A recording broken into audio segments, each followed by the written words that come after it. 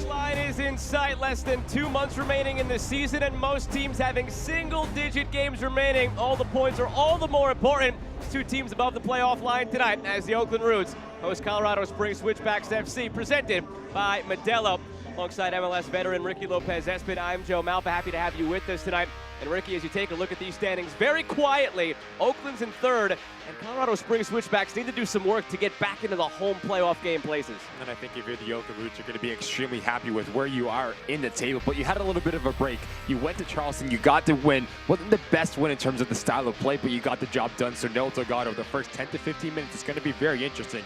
But for Stephen Hogan, what an opportunity to right your wrong, because last time out in your home soil, you lost against this Oakland Roots side. Been a couple of months since these teams met, but on that night, Stephen Hogan felt, and he's correct, you and I had this game, that Colorado Springs should have won 3 or 4-1. This was the only goal of the game, Johnny Rodriguez, to make it 1-0 in the first half. Scoreline never changed. It certainly should have wasted opportunities from the Switchbacks. But when teams are so good, every single moment mattered. Managing critical moments, especially in around your 18-yard box defensively as well. Johnny Rodriguez pulled something out of a hat, and that's start to see Johnny Rodriguez. We won't see him today in the starting lineup, so a lot of the pressure is going to be on Cedeno. 3 goals, 2 assists on the season, but off the ball, he's so active. The ability just to get between lines, ask questions, to test the shape of this Colorado Springs Switchbacks. He needs to be very good today for Noel Delgado and the Oakland Roots. On the other side, Juan Tejada, another mid-season acquisition for Colorado Springs, the same way that Cedeno was for Oakland. He is impressing in quick succession now for the Switchbacks. Just work rate, energy, the ability just to get on the end of things, to create something out of nothing. For Stephen Hogan, he's going to play, whether it's going to be high, whether it's going to be on the wide areas, we're going to see in the starting 11. But Juan Tejada, he needs to be on the ball early and often, asking questions of this Oakland Roots back line. It was probably the most exciting 1-0 game of the season. The last time these teams met, there was ample opportunity for that score to have been 4-1, 5-2, whatever you call it. We should be in for a good one tonight. 3 major points at stake in the Western Conference playoff race. It's the Oakland Roots and Colorado Springs Switchbacks coming up right here on ESPN+. It doesn't matter how hard you play, practice, or compete, as long as you do it together. That's why Anthem Blue Cross and Oakland Roots teamed up and took on food insecurity, empowered all athletes to improve physical health, and expanded health and wellness resources available to the residents of Oakland and the Bay Area. We're committed to continuing our work to improve the lives and health of our community, together. Visit oaklandroots.com/anthem to learn more.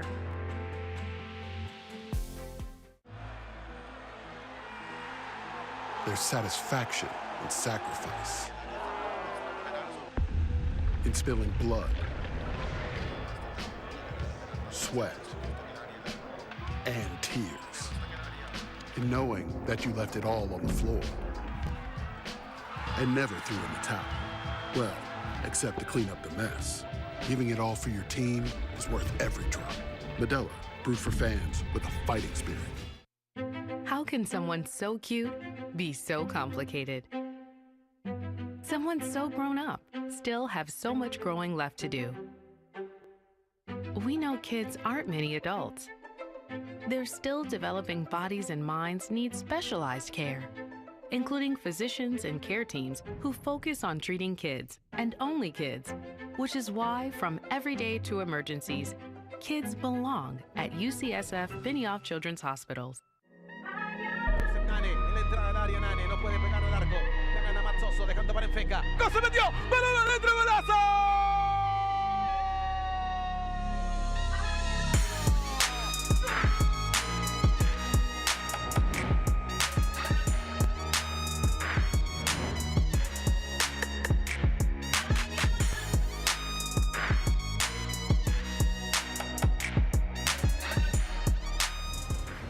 Tonight's match is presented in part by Anthem Blue Cross, UCSF, and Modelo.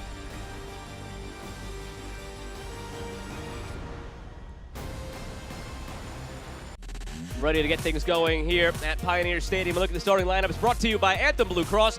Anthem is transforming healthcare by improving the health of our local communities, and this is how it looks for Noah Delgado. Now comes out to that front line. Polias, he's going to play central, so Cedeno's going to come to the right-hand side, but all about the middle of the field. How quickly can they get in rhythm to move the ball from left to right? Because it's very interesting, Joe, when you have such a lengthy time before games, it's going to be a bit rust, but I think for Nils Delgado, you get the guys fresh, you get them on the front foot, and you can take this game to the Switchbacks. He said that break came at a really good time for the Roots. We'll see if those words prove to be true. Now on the other side for the Switchbacks and Stephen Hogan, a lot of versatility potentially in this lineup, but this is how we think it'll look at the start. And whether it is McGee and Fieldberg, whether it's Tejada and Foster, we're going to see. But it all comes down to Chapman and Williams. They dictate tempo for Stephen Hogan, and he said they're the best duo in USL Championship at understanding the games and reading between the lines. So look for everything what the Switchbacks do. Go through those two, whether it's playing fast, whether it's slowing things down and getting the confidence within the side. Alexis De Silva is the referee in charge tonight. Colorado Springs in their light blue, Oakland in their all black. A 1-0 victory for Oakland when these teams met a couple of months ago. Paths intertwining again. At that point in time, it was Oakland looking to leapfrog Colorado Springs in the standings. Now it's the Switchbacks 4 points back of the Roots in this playoff race. Both teams squarely above the playoff line for now. And that won't be able to change tonight. All they can do is help better their positions.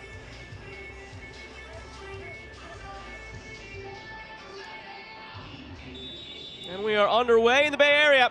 Colorado Springs Switchbacks from right to left in the blue. Oakland Roots from left to right in the black. Happy to have you with us this evening. Alongside Ricky Lopez-Espin, I'm Joe Malfa.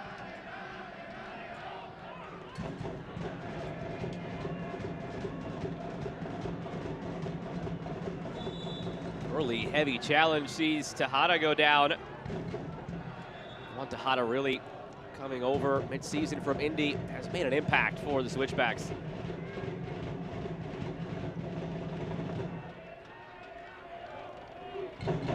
Just gives him a different look on the front line. The ability just to stretch opposition with his runs, and very clever in the space that he picks up. Very comfortable on the ball, but it does look like him and Foster are going to be the ones leading the line for Stephen Hogan. And an interesting wrinkle once again that we see, Hackshaw, he's going to play centrally for the Oakland Roots, and that's going to drop in Joseph Nane, something that Nils Delgado kind of dipped into at Charleston. From the free kick, it's Clemente there. Comes out to the edge of the area. And Hackshaw is able to power it through. Out to the path of Pelaez looking to run. Anwar Pelaez continues, has Ritu has left a good step by Speedy Williams. We've come very used to that over the last few years here in USL Championship. Feverish pace continues. Now it's Fieldberg back the other way. Jonas Fieldberg for Tejada. Back to Fieldberg. Malik Foster jockeying for position in the middle. And Fieldberg just went down on his own. Took a misstep with the left leg and immediately went down.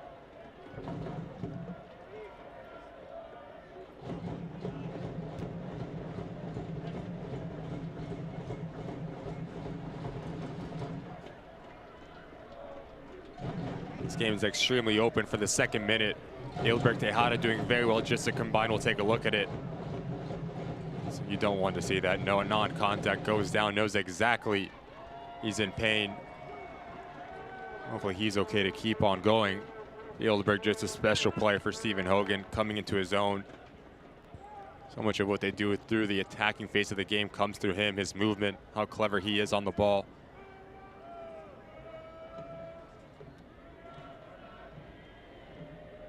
Immediately he knew. Down. Trying to put some weight on that left leg. He's trying to stretch it out a little bit. Always looks so bad like that when you're non-contact and you go down. Maybe he's avoided the worst. That's all we can hope for as he soldiers his way back to midfield.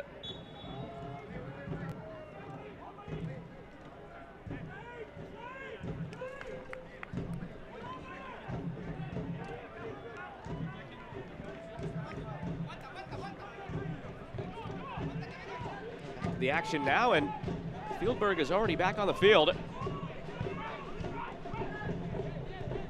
Both he and Tejada coming over in the season from Indy. They have fit so much better on the Switchback side than they ever really felt like they did for a retooled Indy side. There's Fieldberg. I mean, how many times have we seen just a change of scenery do so well for players, and you start to get them producing at a very high level? And I think that's something that Stephen Hogan has to be extremely pleased with, the welcoming not only of his end, but also the players in the locker room to make those players feel comfortable. Because, Joe, you know better than I do, when a player is comfortable and when a player is happy, that's when he's going to produce his best on the field. I think there's no difference between Fieldberg and Tejada here with Switchbacks. Take a look at tonight's injury report, brought to you by UCSF Health and UCSF Benioff Children's Hospital. A couple of names listed on both sides. Rodriguez and Jai for the Roots. They hope to get back in the near term. Aaron Wheeler was a question mark coming in for the Switchbacks. Zandy Ockford more long term.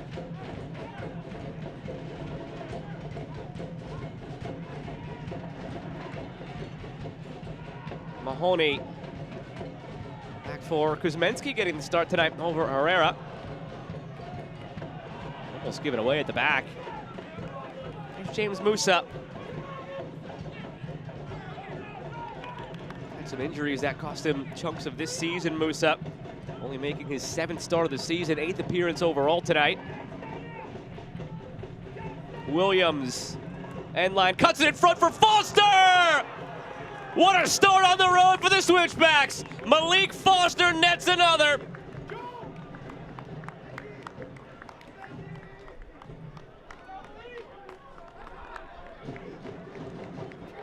Dream start for the visitors. Take the sting out of this hostile environment. You get a goal in the first 6 minutes. Stephen Hogan has to be extremely pleased with how this goal starts from back to front. McGee drops in, but look at the overload. This run from a deep line position for Speedy Williams is so hard to mark up. And as he draws out Danny Barbier, there needs to be better in terms of rotation between the Oakland Roots. The back line is retreating, so there's a soft spot for the cutback. About 8 yards out, Malik Foster makes no mistake about the finish, and the dance moves to go with it. We'll work on that later. The Switchbacks in the driver's seat 10 minutes in. That's his 3rd goal of the season. For Speedy, it's his 3rd assist of the season. For the Switchbacks, this is the start they were looking for. Remember when these teams last met, a 1-0 win for the Roots? By far the better team on the night. Always felt like Colorado Springs, but they just couldn't take their chances when they were there. Tonight, 1 good chance, already 1 goal. I'll be sure to have Stephen Hogan grinning ear to ear. Now looking for more through Tejada. And it's interesting, Joe, because when we talked to Stephen Hogan earlier this week, he was like, look, some of the keys are moving the ball from left to right, playing in behind and being patient when we go, and also understanding when to slow things down. Every decision they made was spot on. And they find the opening goal for the Switchbacks. And it hasn't been easy scoring against the Roots as of late.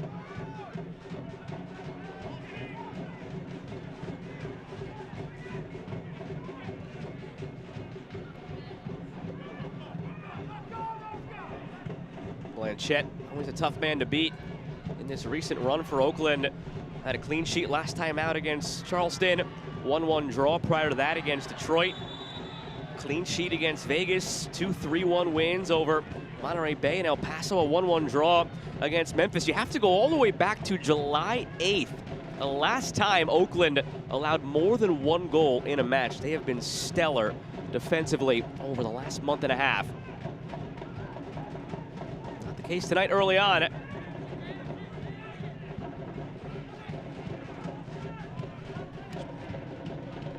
Been an interesting dip in the home form this year as well for Oakland. Talked a bit about it with Noah Delgado as this one's in through Tamakas. He won't get there, but last couple of years actually, when they were playing over at Laney, of course, different circumstances have forced them to Pioneer Stadium this year, but they always defended home so well. This year, they're only 4-2-5 at home. We asked Noah Delgado to pinpoint maybe what the difference is. He feels it's not necessarily a bad stretch of play at home. It's more positive on the road where they're more focused, they're locked in together, and they have the confidence. Because, Ricky, remember the last couple of years, Oakland has had some massive victories down the home stretch of the season on the road. They've come up with a couple of playoff wins on the road. They just have a different swagger about them when they're on the road. They need to start bringing that home. As the foul goes against Anwar Pelaez, they just struggled to find that same success this year here at Pioneer Stadium, and he can't pinpoint why, and they hope to figure it out. They've got 6 home games remaining, And Tony Delgado said if there's something that's going to hold us back from achieving what we want this year, it's going to be our home form. I think you have to look at the positives if you're Noah Delgado. You're struggling at home, but you're still sitting extremely high in this Western Conference. So once you get that going, you start to get informed, because it's not a matter of if, it's a matter of when for this Oakland Roots side. Because I'll promise you this, Joe, anyone in this Western Conference does not want to come and play the Oakland Roots away, because they're so good. The dynamic that Noah Delgado has instilled into these boys and understand everything that's asked of them. Just a well-worked machine. And they can start stringing along results at home, and it starts here against a very good Switchback side. Watch out for them come playoff time. All the way back for Kuzminski. Mahoney for Williams, blocked by Hackshaw. Trayvon Reed with it, cuts inside, goes down. Not a lot of contact there.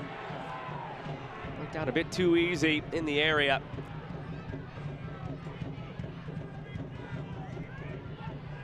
I think it's going to be very interesting for the Oakland Roots if Noah Delgado decides to keep on going with Nabil Hackshaw centrally, a line higher, whether it's him, whether it's Joseph Nane, because both players are similar but very different in the same way, because very comfortable on the ball, can pick out passes. Nabil Hackshaw has played a line high with his national team, whether it was in USL and also when he goes and represents his country.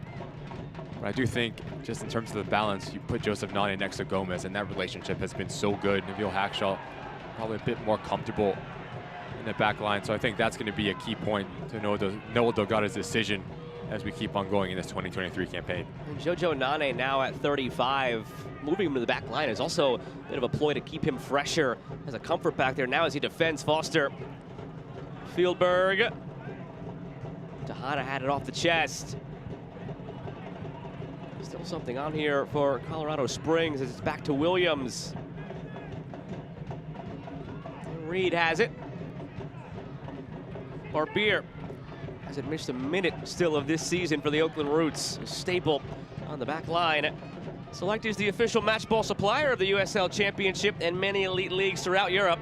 Visit www.us.select-sport.com for the latest Select product specials and more. Select, the player's choice.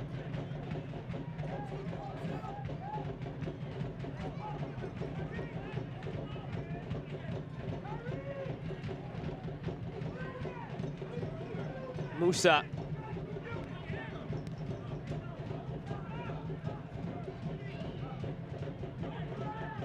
Good bit of possession early on here. Look out, right as I say that.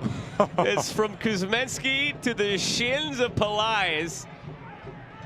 I don't know if you could have put a better ball in as a striker partner of Pelais looking for an assist, and what Kuzminski did just there. Sigh of relief, not only for Kuzminski, but Stephen Hogan as well. But I do agree with you. They came into this game plan, really take the sting out of this environment, bit on the front foot. They're the one on the ball just a bit more and really dictating tempo. Really struggled on the road this season, 3-8-1.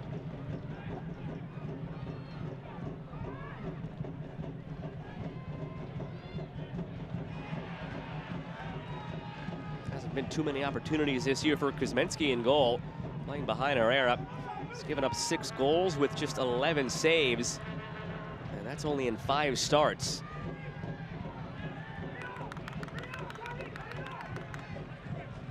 Tamakas feeding Clemente through. Emra Clemente drives it across the box on the right-footed volley. I don't know what was more off-putting there. Clemente getting that far up the field, or that ball that he put in, just not used to seeing him up there. But the decision to go was spot on. Tamakas comes into the interior. There's a lot of real estate around the corner, and he puts in a ball that's just begging for someone to get any sort of contact on it. Enough power, because if you're Pelais, you touch that thing, it goes back into the back of the net. Clemente, we've seen him, whether it's been in not only this season, but in his career with the Oakland Roots, the ability just to have that final product, to whip a ball in, to have a strike from distance. Doesn't need a second invitation to venture forward. 10th USL Championship season, over 200 appearances, one of the great veterans of this league. And still, through all the years, I don't know if you can go back and find a play that looked like that one. Here he is in a more comfortable position. Hackshaw.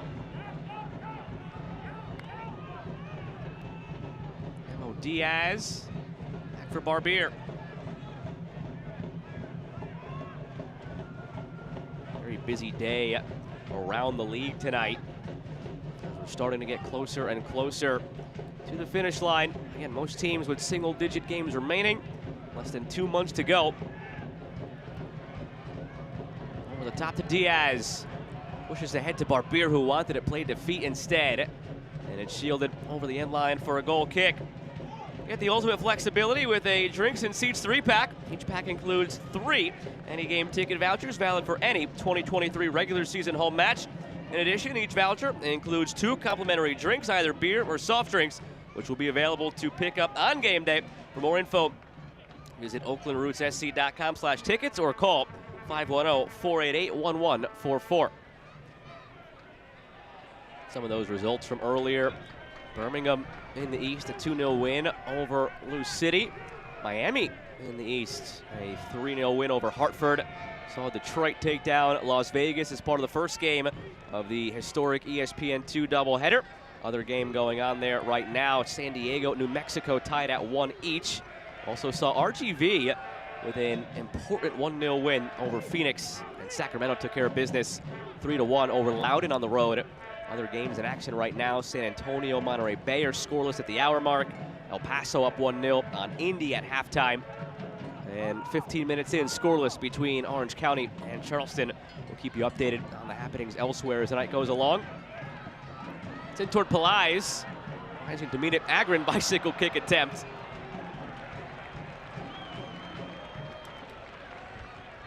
Have to applaud the effort.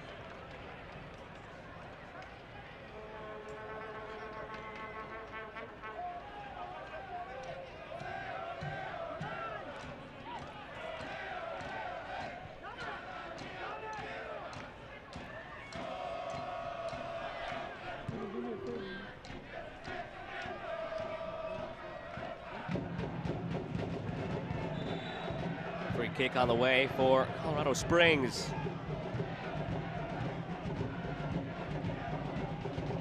It's been a couple of times this year where Stephen Hogan has seen the peak of what this team could be. Pointed to 4-0 wins over Monterey Bay and Orange County. And earlier in the year, a 2-1 win on the road against Charleston. Each of those wins showed something different about this team when they're clicking on all cylinders. Monterey Bay game, he actually had a big conversation the next day with Frank Yallop, Monterey Bay's head coach, in which Coach Yallop was just effusive in the praise of what the Switchbacks did. Charleston game showed that they could go on the road and beat a top team. Orange County game showed they can just take it to a team from the opening whistle to the final whistle. Those are the 3 glimpses that they want to put together, but the consistency just hasn't been there this year. Saved at the end line by Pelais. Getting back into it is Agron.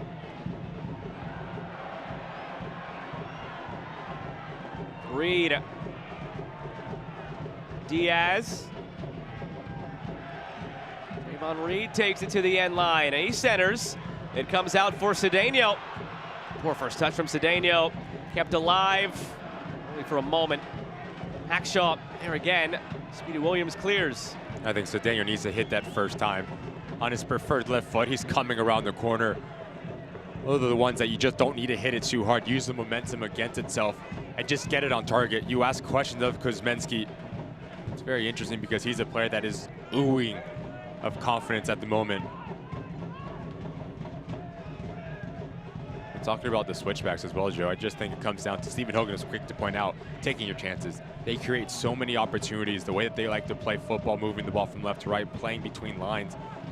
So many times it just breaks down in front of their own attacking 18-yard box. And I think that's a detriment. Here's Tejada over the top. Blanchette's there. And you asked him, what do you think will be holding you guys back? And that's exactly what he said. If we don't take our chances. Look, it's not easy to be consistent in this league, and he pointed it out. He said with the exception of really Sacramento and maybe Pittsburgh, nobody's been that consistent all season long. Even San Antonio near the top of the West have had some dips in the form, but it's been maddeningly inconsistent for them. They had a 5-game losing streak. They had a stretch where they won 4 of 5, then they won 2, then they lost 2. Over the last few games, it's a couple of draws, a couple of losses, a couple of wins. It is just up and down roller coaster all year long. They haven't found the consistency they want, and like you said, it all goes back to the finishing.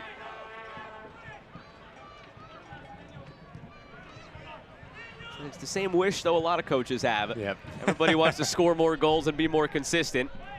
Over the top now toward Pelais. Tamakas nearly kept it in. It's out for a goal kick. I think Oakland would have that same wish. They'd like to score more goals as well. They've been buttoned up defensively all season long. But aside from a couple of blips on the radar, they've also struggled in their own right to score goals. A lot of 1-1 ties, 1-0 victories. Had those couple of games 3-1 over Monterey Bay and El Paso back-to-back, but seeming more and more like that was just a blip on the radar. A player I think you need to get going if you're Noah Delgado is just Pelais. You bring him in out the offseason, just the physical attributes that he possesses. Here's Trayvon Reed looking for Pelais. Get it away by Agron. Very tenacious, hard runner.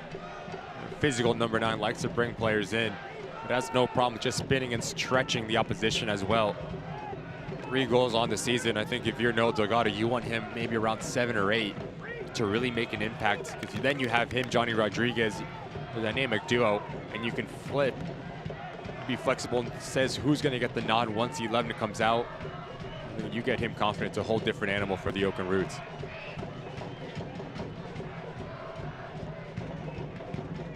Minutes come and gone here at Pioneer Stadium. The lone goal scored just 5 minutes in by Malik Foster, his 3rd of the season. On Speedy Williams' 3rd assist of the season. Cedeno looking left and right. Goes right for Tamakas.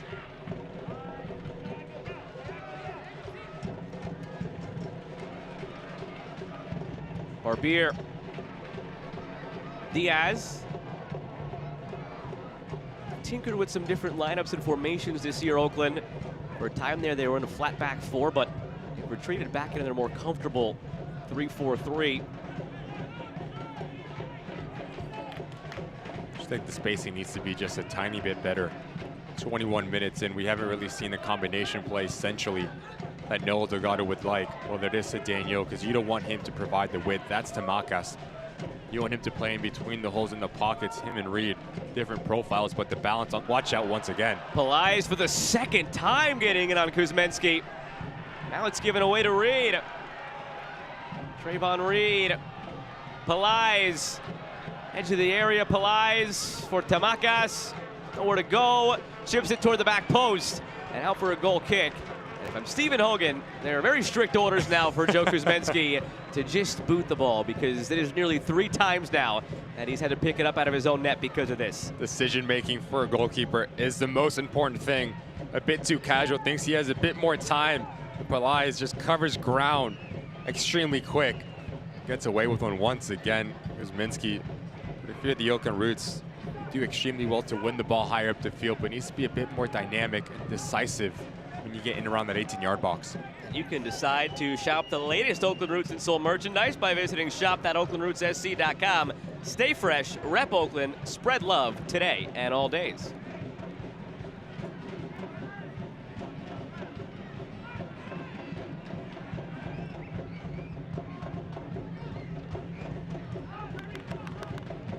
Hackshaw for Trayvon Reed, who's been on the ball quite often in this game so far. Touched that one too far ahead. Mahoney has it.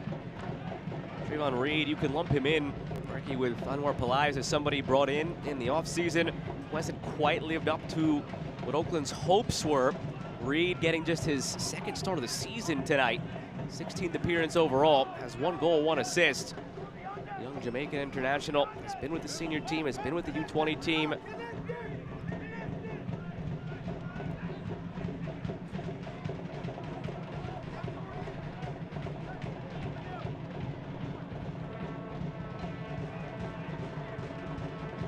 Reed.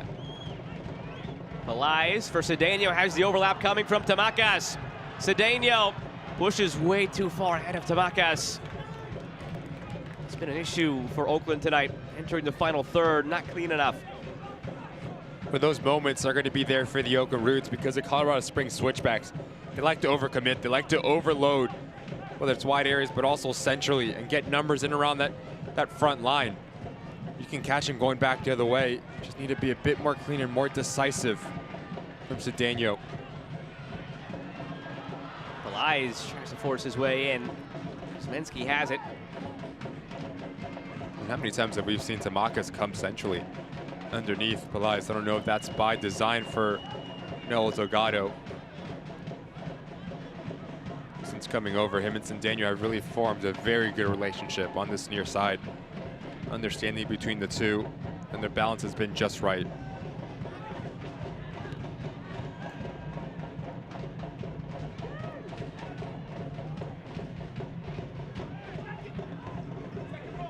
Ever since they took the 1-0 lead, there haven't really been any opportunities going forward for the Switchbacks. There's something that's maybe not going to have Stephen Hogan happy despite this 1-0 lead. It's probably just that. I mentioned that he wants to not only score one, but score more. Pointed to so many missed opportunities this season. Phoenix game on the road, he felt they could have scored a few. Just to point out one of them. Now here's Memo Diaz the other way. Diaz! That's why you need some insurance if you're the Switchbacks. Memo Diaz ties it at 1.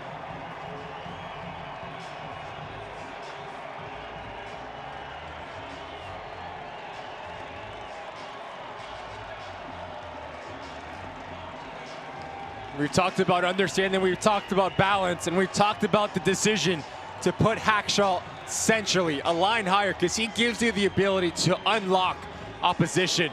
Trayvon Reed, he brings in Scungers. That leaves a big gaping hole on the back end. Memo Diaz doesn't need a second invitation to pull apart and get himself in that final third. Plethora of options. He picks up his head. He has Pelias making a central run. He says, I see you, I don't need you, and take nothing away from the finish. 10 out of 10 for the celebration. And they've tied this thing, the Oakland Roots, here at home. Sticks it in the back of the net, sticks the landing, and it's 1-1. As I was saying, Stephen Hogan would want the insurance. There was a Phoenix game he pointed to. There was a 1-1 draw against Hartford that he pointed to, and he said they could have won 8-1 on the night, but just didn't take the chances in the end. And now it's 1-1 again here. That is a $510 donation to Oakland Parks and Rec Foundation, brought to you by East Bay Community Energy. OPRF provides financial and volunteer resources and advocates for recreation programs and parks in Oakland. 3 goals, 3 assists on the year. Now for Memo Diaz, coming off that left side for the Roots. Just coming off the heels of what I've talked about between Cedeno and Tamakas on this near side, the better understanding for as well Trayvon Reed. We've seen him the ability just to stretch, but this time he comes to feet. And as he comes to feet, that makes Gunjic step off of his line. Good recognition from Memo Diaz to continue his run. He gets his reward. Big time goal from the wingback. Now it's Tejada. Fieldberg had to evade the referee. Able to successfully do so. Musa commits the foul.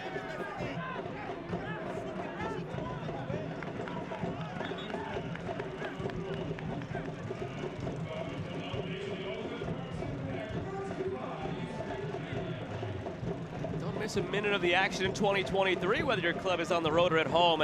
Catch nearly every second of USL Championship action on ESPN+, home to the USL, La Liga, Bundesliga, UFC, and more. Sign up today at plus.espn.com.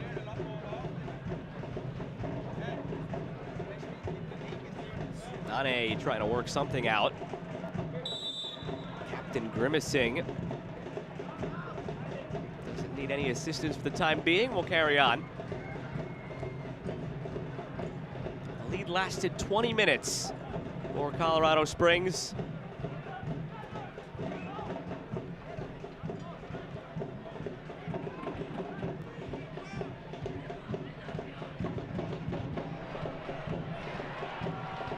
Pelias blows past Agron to the end line. Pelias into the arms of Kuzminski.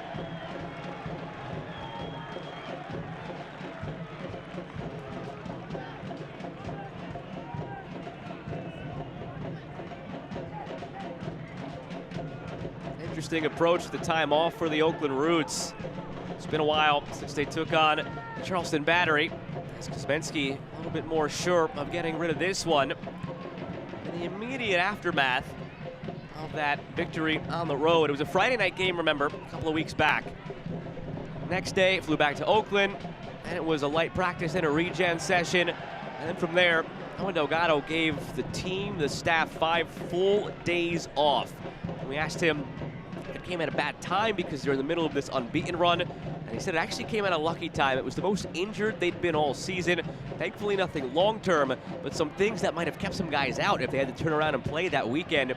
It was the end of back-to-back stretches of 3 games in 8 days. So it came at a good time, and he just gave 5 full days off away from soccer to the team. Some players decided to go home, some stayed in the area. Delgado himself was on drop-off and pickup duty for the kids who had just begun school. So that's always a treat to have during the season. Used to it in the off-season, but doesn't happen often in season. So they seem to be a team that's more refreshed and re-energized after the time off. Just very unlucky. Memo Diaz there just gets caught in the midsection. Agrin, the trailing leg, catches him. Caught him where? Midsection. Half an hour into this one, all tied up between Oakland and Colorado Springs. Hackshaw back for Reed. Sent in for Jesse El Cedeno. Agrin's there, and Agrin clears only as far as Barbier, who keeps it alive. Now Diaz. Clementa hustling, gets there ahead of Foster. Tejada tries to spring it through for Foster. Here he is, hobbling as Nane skipping over, all of a sudden into a sprint. He's not healthy, Jojo Nane. It's Fieldberg. Nane still gets the ball, signaling for a sub. That's why he's the captain of this team and they love him. But it's concerning that he's going down and asking for a sub. Speedy Williams cuts underneath. Williams. McGee. Eric McGee back from Malik Foster. Nane is soldiering on still. Fieldberg blocked by Nane. That is 2 defensive plays he's made since he signaled to be subbed off. And now Cedeno realizes, slows it down, and will play it out.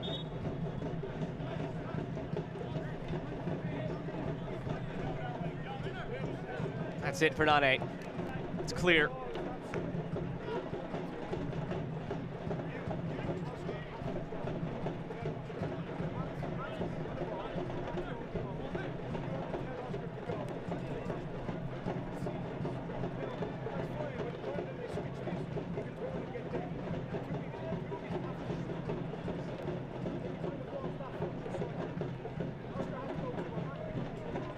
Nane already shed the captain's armband.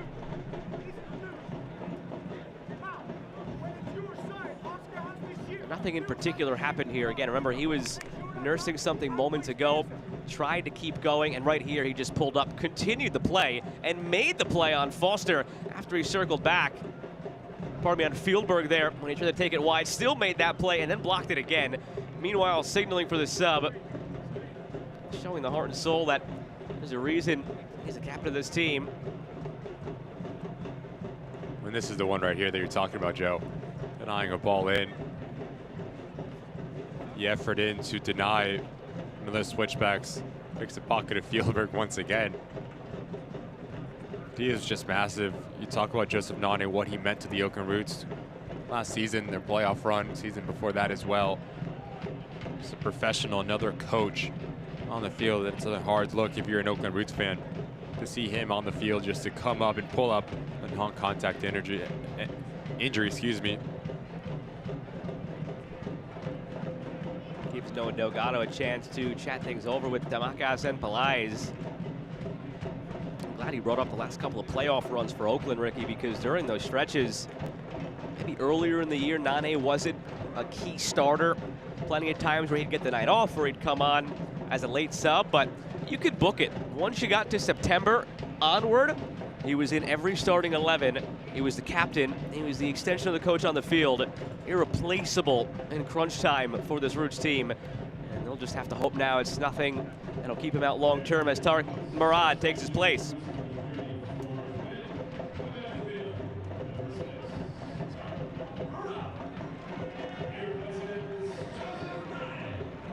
Sub brought to you by East Bay Community Energy, providing green power at low rates. Visit ebce.org to find out more. So now what does the relationship between Murad and Gomez look like centrally? Will Hackshaw is going to drop in, play the back line, that center back of the back three.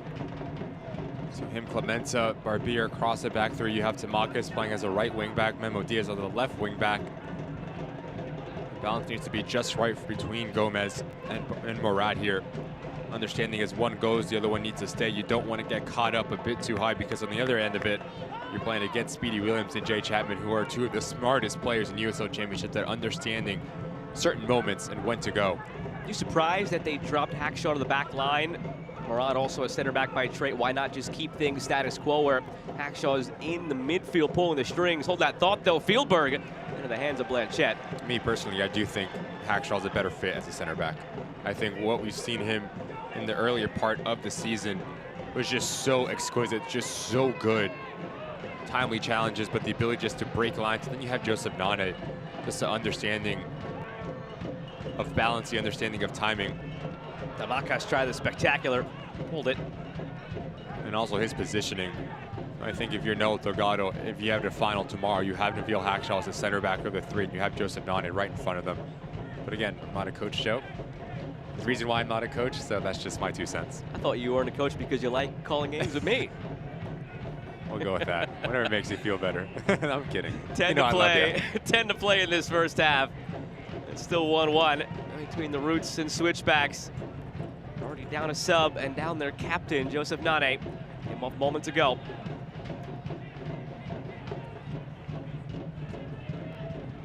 Musa back for Kuzminski, and this has been an adventure tonight. Just gets this one ahead of Pelais. This is not unique to this game, though. We've seen Oakland lately. You and I have had a couple of their matches. They have distinct triggers in the press for when the goalkeeper gets the ball. They try to lock them down. They try to force turnovers. It was very noticeable in their win over Vegas. It was very noticeable in their win over El Paso. And again here tonight, Clemente cuts it and strikes it. It's saved by Kuzminski. It's the understanding of Emmer Clemenza when to join the attack and when to call his number. Right foot, left foot, no problem. Maybe it is going wide, but Kaminsky takes no chances. I think this right-hand side for the Oakland Roots is going to be a game changer for the remainder of this match. Tamakis, Cedeno, and Emmer Clemenza. Every single one of them can play that striker role that we've seen from Ramos stepping up. But defensively for the Switchbacks, Fieldberg needs to understand he needs to drop down and do his defensive duties, because their overloads are going to be a lot for James Musa.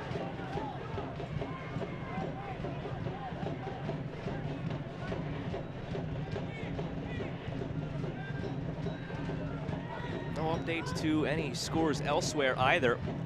Still scoreless with 10 to go between San Antonio and Monterey Bay. Still 1-1 at halftime between San Diego and New Mexico. El Paso still leads 1-0 early in the second half over Indy. And nearing halftime, it's scoreless still between Orange County and Charleston.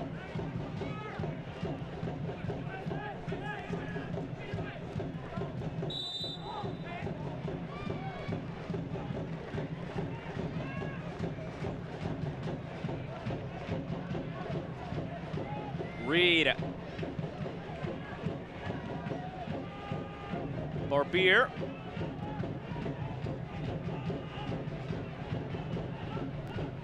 All of a sudden, Oakland really in control of the possession after early on. It was the Switchbacks who saw most of the ball. Cedeno.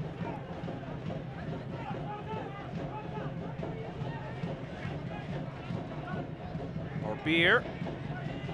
Looking at goal, Barbier. Not often you get that much space as a center back. When you do, the eyes get wide.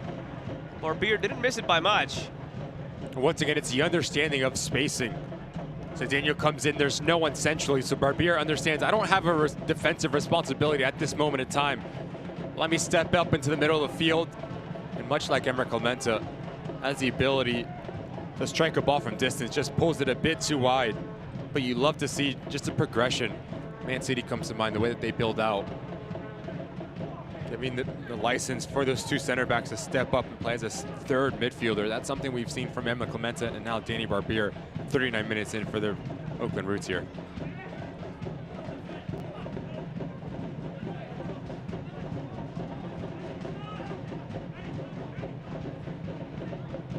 I do think for the Switchbacks, you just need to get on the ball just a tiny bit more between these two players, Chapman and Speedy Williams.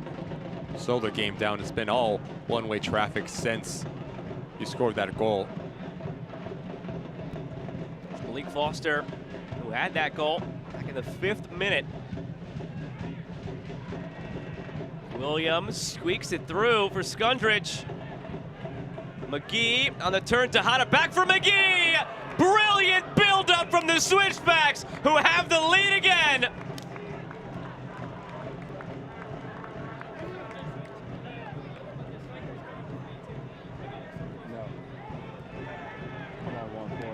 Football at the highest order.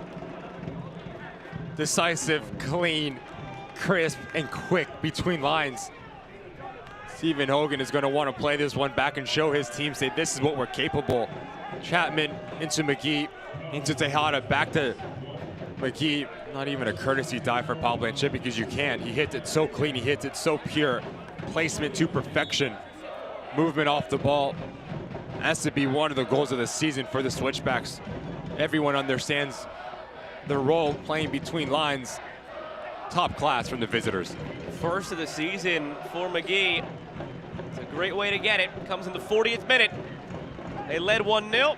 Oakland equalized. Switchbacks lead 2-1. And this is exactly what you want to see if you're Stephen Hogan. 3 shots, all on target, and 2 have beaten Paul Blanchett. For a team where the biggest critique has been not finishing the chances that are there, they're 2 for 3 so far tonight. Very efficient from the visitors. On the other side of it, if you're the Oakland Roots, your job is not done when the ball gets by you. Whether it is Tarek Murad, whether it is Gomez, that ball goes into Tejada. The first thing you have to look at is the man running underneath him. You get caught ball watching.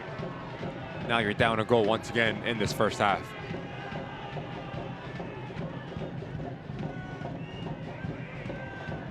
He just scored. Now he's on the radar of the referee for this challenge on Diaz. It's a long touch. Memo Diaz does well to pick his pocket.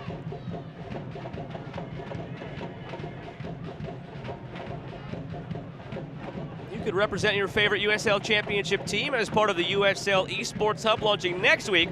Join a Konami eFootball tournament on Xbox, PlayStation, or mobile by scanning the QR code or visiting rivalgames.com/play/USL to get started. Free kick sent in over the head of Hackshaw. First time Oakland has conceded more than once in a match since early July against the Tampa Bay Rowdies, a 3-0 defeat on the road. And Neil Collins' final match, and now a dangerous spot for a free kick here for the Switchbacks. Handball against Tamakas, and they might be looking for more.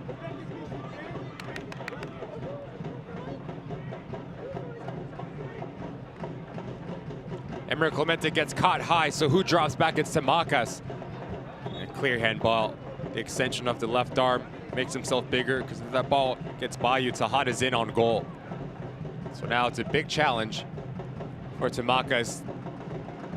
43 minutes in on a yellow card, not what you want. So big challenge in terms of his discipline. His positioning needs to be spot on. And the tackles that he goes into as well.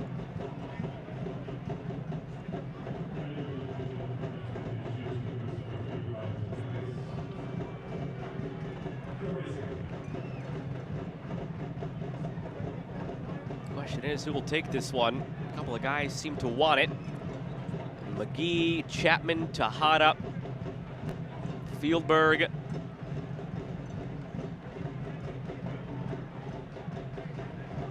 We had the owners' meetings at the Midsummer Showcase last week. Got a full meeting here over this free kick.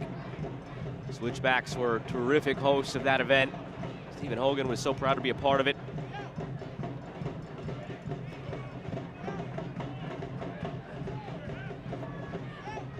Looks like McGee is ready to take charge of this one.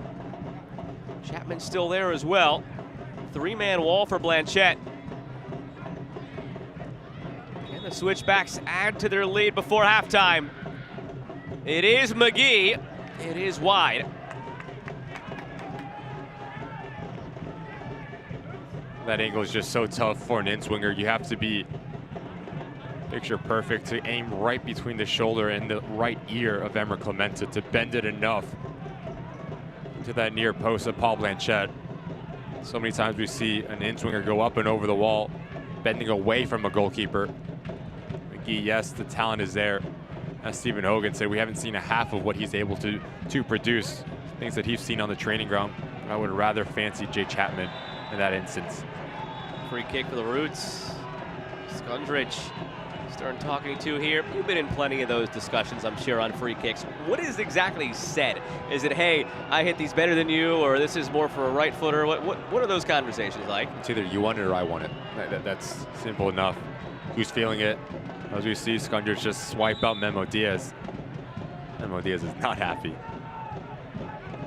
But I think sometimes when it's a free kick around that 18-yard box, it's just a matter of confidence at that point in time. Or if there's a set play coming from a training ground, that's a completely different conversation. But I bet you now, the next one, Jay Chapman's going to take it. It'll be 5 minutes stoppage time here at the end of this first half.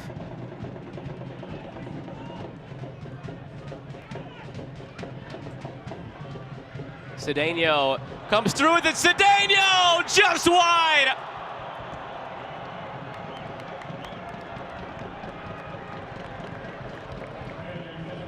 You want to see a bit more of this if you're no Delgado, just a combination play, essentially off the shoulder of Pelai. Cedeno playing between lines. He continues his run. Yes, he gets a bit lucky.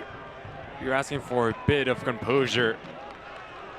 Only slotted into that near post. It's 2-2. Does Kuzminski get a touch on it? That's my question. Just hits it, scuffs and pulls it a bit too wide. Yes, it's your least preferred right foot. It should be finding the back of the net there with the quality that Cedeno has. That would have been a backbreaker if you're the Switchbacks. Stephen Hogan finally getting the finishing that he has been looking for from this team with 2 first-half goals.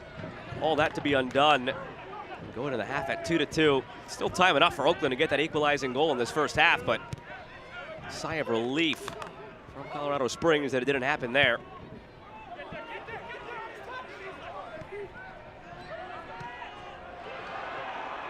Here's Cedeno again, cuts it back to his preferred left foot. Cedeno cutting in. Tamakas couldn't stop it. McGee. The goal from McGee seemed to wake up some scoring elsewhere too. San Diego now up 2-1 on New Mexico. El Paso and Indy each scored a goal since the last update, so instead of 1-0 El Paso, it's 2-1 El Paso. Still scoreless, though, between Orange County and Charleston, and still scoreless with 2 minutes to go between San Antonio and Monterey Bay. Both of these teams would be happy with San Antonio, Monterey Bay taking a point each. Cedeno, 2 minutes into the stoppage time, which was 5. Tamakas, end line, centers it. Cleared away by Speedy Williams. Now it's Foster down for the Switchbacks. Oakland not obliged to play it out, nor will they right now. Diaz, Reed.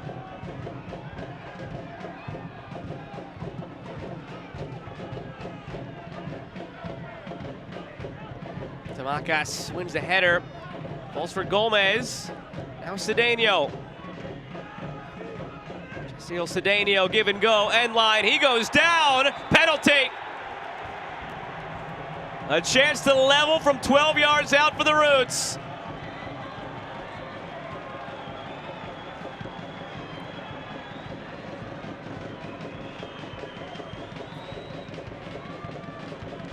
Right where you want him if you're Cedeno. Watch the hips, and as the ball gets by Fieldberg, he turns with the ball. That's defending 101. You need to turn with the runner. You never want to get caught ball watching, but as Speedy Williams comes across for emergency defending, I'll be honest, I think Cedeno dives into it. He creates a contact and he makes the most of the contact from that man, Speedy Williams. My thought is for Speedy Williams, there's no need to leave your feet. Make him go to the byline and you play that secondary defender. Daniel's so clever, feels the contact, initiates the contact, goes down. Now the Oakland Roots have an ability to draw this thing even right before halftime. Clever, I think, is the right word for that one for Cedeno.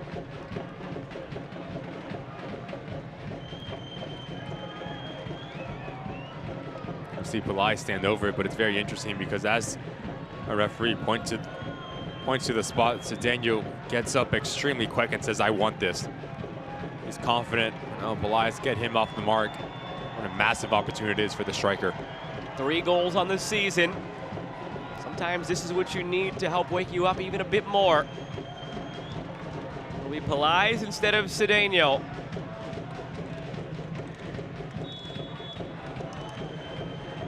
Kuzminski will try to stop it. Pelai to tie it. Well done. Level again here at Pioneer Stadium at 2 right before the half.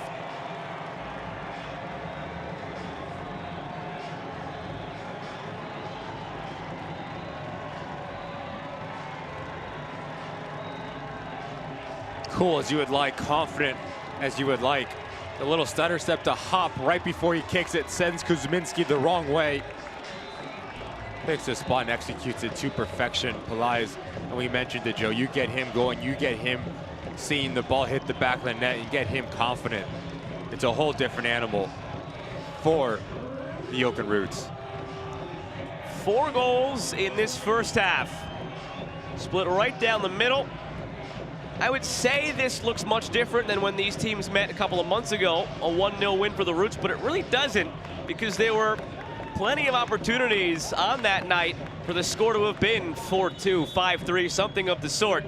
So this game has mirrored that one. The finishing has just been better, and we've got 4 goals in the first half. And that's all we'll see in this first half. There is the whistle to end it. What a half it was. Colorado Springs won't be happy that they squandered 2 leads within the half. Oakland on the flip side will be glad to have shown the resiliency and tied it twice. I think every single goal that we've seen has been quality in its own right. Yes, you talk about the Oakland Roots understanding and creating overloads on wide areas. That's been the name of the game, but for Stephen Hogan, I would think you want to get Jay Chapman and Speedy Williams to dictate tempo just a tiny bit more. 45 minutes next to play. We're going to see who's going to step up and really make their impact felt in the first 15 minutes of the second half. There was a big 3 points hanging in the balance tonight. 3rd place Roots, 6th place Switchbacks at the beginning of the night. Live table has actually seen Oakland dip down to 5 and the Switchbacks dip down to 7, but still plenty of soccer to be played here tonight. A thrilling first half, 4 goals, 2 each. Back with more in just a few moments here at Pioneer Stadium.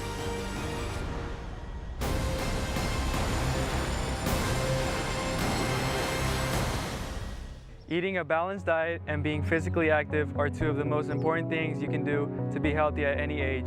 Fruits, vegetables, and lean proteins can help control your weight and prevent heart disease, diabetes, and cancer. Regular exercise can help boost your mood, digestion, and sleep. That's why Anthem Blue Cross and Oakland Roots encourage you to eat right and get active. For additional healthy tips, visit www.oaklandrootssc.com/anthem. Wouldn't it be great to have delicious, healthy meals delivered right to your door? No planning, shopping, or prepping. And what if your delivery was full of plant-based, fresh ingredients that truly nourish and fuel your body? Try Thistle. Our in-house chefs create a new menu each week for you to choose from before it arrives ready to eat. No prep needed. And for a limited time, you can save $100 off your first 4 weeks. So go ahead and autopilot your diet. Get started today at jointhistle.com. Do you like getting cash back on your credit card? A free coffee when you fill your cafe's punch card? A complimentary dessert with your restaurant order?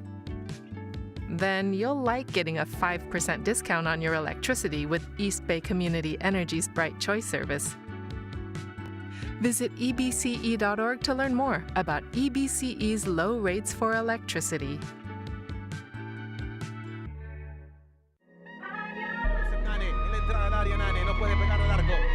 Mazzoso dejando para Enfeca. ¡Gol se metió! ¡Balón adentro, golazo!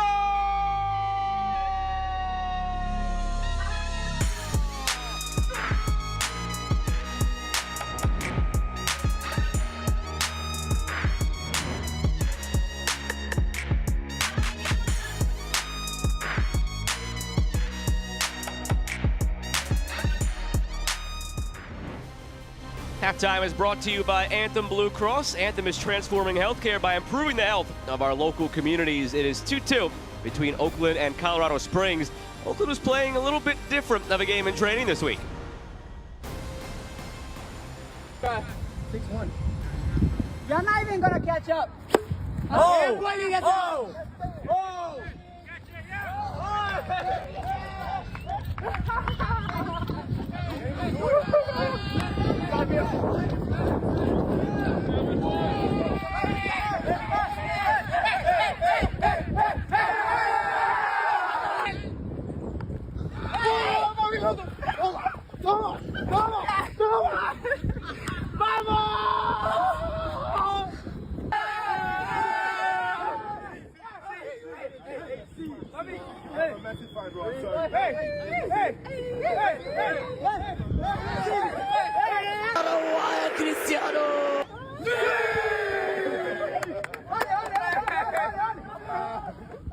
Go home! Go home! Twist! And then you go What are we doing for bench? I'm flexing. What are we looking at? Here. Hey, Losing team.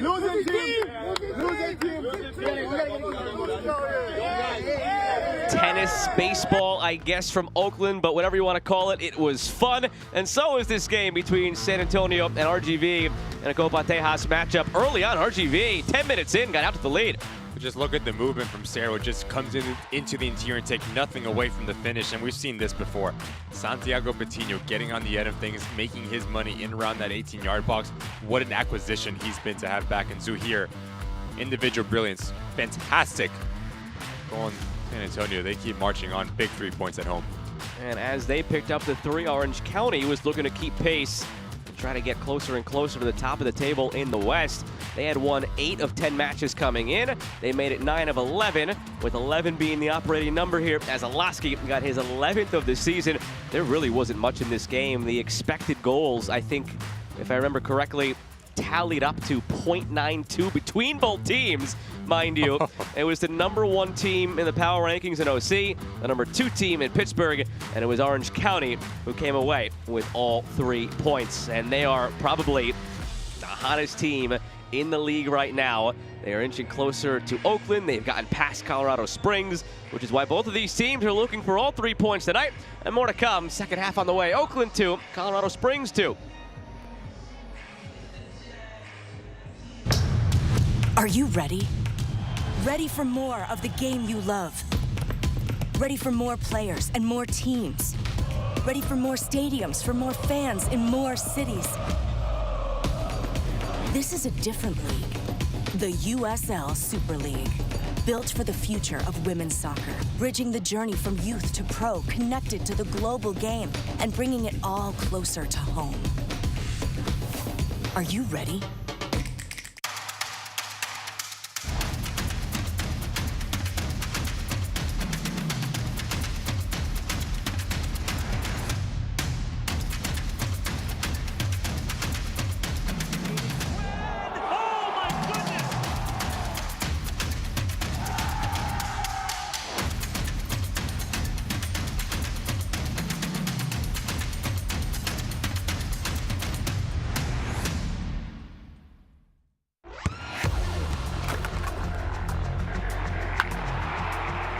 We all have goals.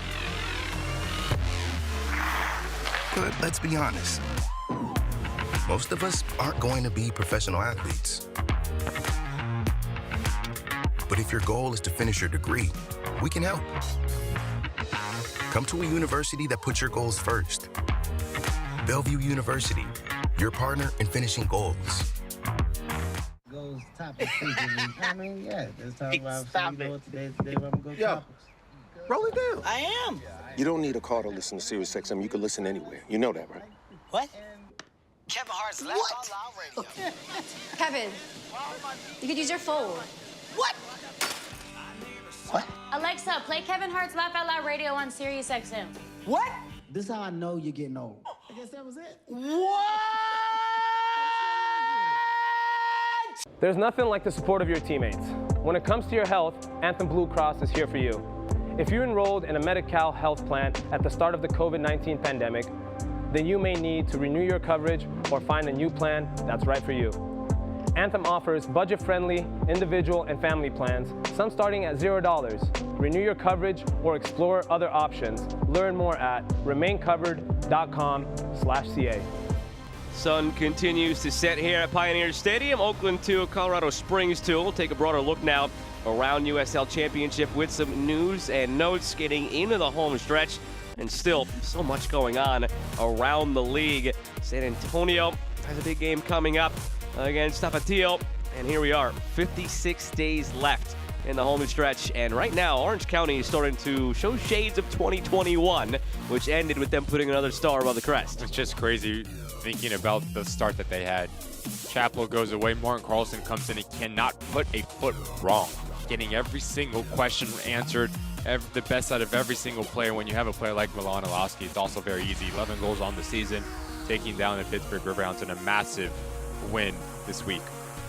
Look at the schedule coming up now around the league. Starts with a busy slate on Wednesday, 4 games in all, including Oakland against New Mexico. That's a pivotal matchup as New Mexico is battling around the playoff line. And that was going to be very interesting for the Roots going into what they call the lab in New Mexico. But Memphis 901 and the 11, that's a tricky one in the Eastern Conference. Both teams not in the best form, but have the quality and the talent. You see Tulsa hosting Birmingham. Hartford Athletic will see them twice, Wednesday and Saturday, against Pittsburgh and El Paso. Indy, by the way, you mentioned not the best form right now. Maybe they're starting to round into form, not on this bit of the scoreboard here, but they just went from 2-1 down to 3-2 up on El Paso. These out-of-town scores brought to you by Visit Oakland. Get out on the town and visit Oakland to explore arts, culture, and world-class cuisine. So that just happened over there. San Antonio Monterey Bay did finish 0-0. And Detroit taking down Las Vegas. Las Vegas did not get a win this season. Birmingham, Blue City taking them down as well. RGV, big one, beating Phoenix Rising. That was one they absolutely had to have if they're going to go on a run similar to the one that Wilmer Cabrera's crew enjoyed last year down the stretch. I believe it was 7-2-2 in their final 11 games to make their postseason bid. Have to come up with something similar again this season. Now, both of these teams are squarely above the playoff line for now. Oakland has their sights set on something higher than that. They want a home playoff game. They came in the night in third. Colorado Springs not too far behind, just 4 points back. It's 2-2 at the break. Second half on the way.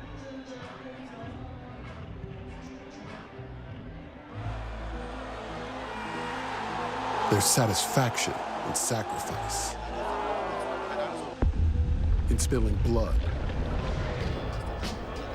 sweat, and tears, in knowing that you left it all on the floor and never threw in the towel.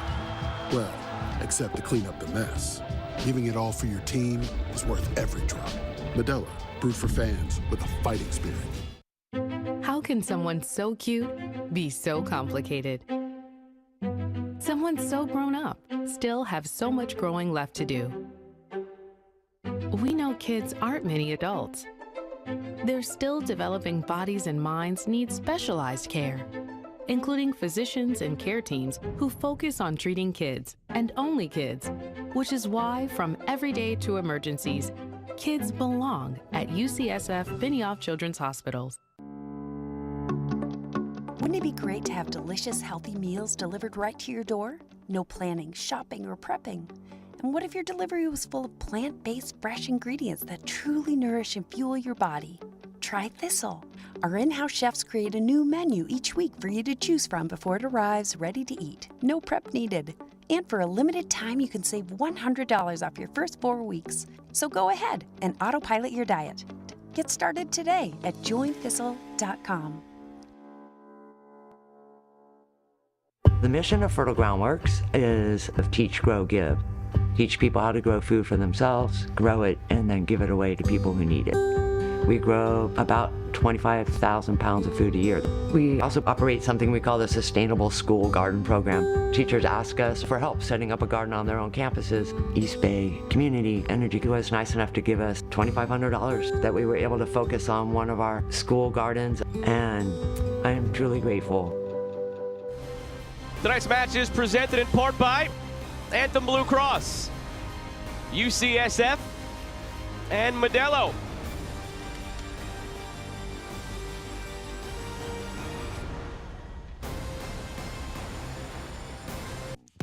At the end of this Anthem halftime show, we show you the UCSF highlights. It's just goals. There were 4 of them in the first half. And if you're a fan, this is the first half for you. Just the understanding of when to advance into that final third from Speedy Williams, but this ball is just exquisite. He cuts back because the back line of the Oakland Roots, they're retreating, slow in rotation.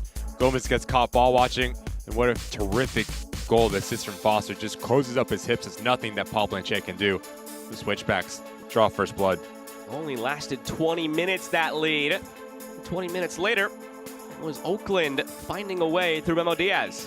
It all comes down to the vision and the technical ability from Nabil Hackshaw to understand. Trayvon Reed comes into the interior. Memo Diaz advances himself into that final third. And what a composed finish for the wingback, and take nothing away from that celebration. We've seen some terrific celebrations here today, Joe. He did the same thing against Monterey Bay, and I'm just wondering if he should have done gymnastics instead of soccer in his career, but he's been a stellar player on the left wing for Oakland last couple of seasons. This was a stellar goal from McGee. The goal itself, yes, but the build-up even more so. Barcelona-esque. You just see how quickly the ball moves, the understanding to change a little drop of the shoulder. He sends his every single defender packing. Exquisite finish. 2-1, excuse me, the Switchback in this point in time, but you see, your Fieldberg, you have to be better defensively. You can't turn with the ball. You have to turn with the player, and Cendeno, so clever. He initiates the contact, he goes down, he wins the pen, and it's Balais who finishes it off. 2-2, we walk into halftime. His 4th goal of the season gave us our 4th goal of the half. It's just about down the middle even, the stats, through 45 minutes. I think you look at the eye test, 2-2 is probably fair. I think for Nel Delgado, you want to be a bit tighter defensively. If one of the 3 center backs steps up, the other 2 need to provide that coverage. Then you have Tarek Morad and Gomez. That relationship needs to be a bit better. But for the Switchbacks, you're looking at Chapman and Williams really to dictate tempo, to play this game on your terms, because it's been back and forth, and the Switchbacks, they want to play between lines. It's going to be a big next 45 minutes. Remember, Oakland made 1 sub in the first half, and injured Jojo Nane came off for Tarek Murad. We'll let you know if they make any more out of the gates here in half number 2. Seems like it's the same 11 out there for now on the Colorado Springs side. We weren't sure if we'd see, because remember, Malik Foster went down. They were essentially playing with 10 men when Oakland drew the penalty to tie it 2-2 because Foster was down. So keep an eye on him as well. And we're underway in half number 2. Oakland right to left in the black. Colorado Springs left to right in the blue. With Ricky Lopez-Espin, I'm Joe Malfa. Happy to have you with us this evening on ESPN Plus for some West Coast USL Championship action.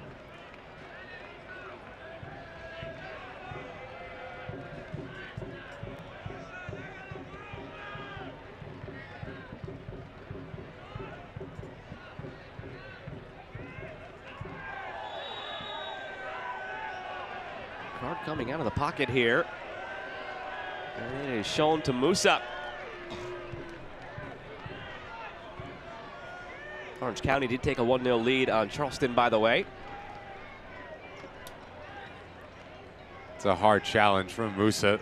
Studs are exposed, catches Tamakas, comes in extremely late. Not the first action that you want if you're the Switchbacks. Your left back picking up a yellow card. That scoring change happened while we were in that last break. I'll give you a guess who scored for Orange County. Olaski. Correct. But which one? Milan. No, it was Brian, actually. Oh, there you go.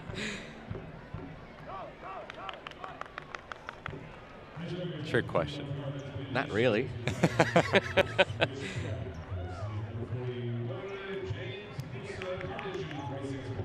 Musa, first yellow on the Switchback side. Tamakas, remember, has one for Oakland.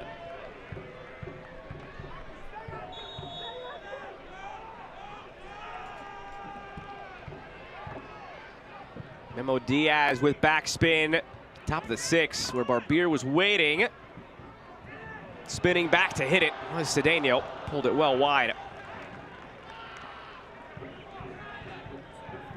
Just see the frustration on Cedeno.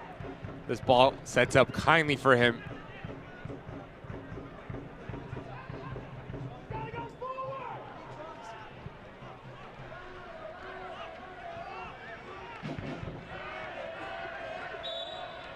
Tejada unable to keep it in.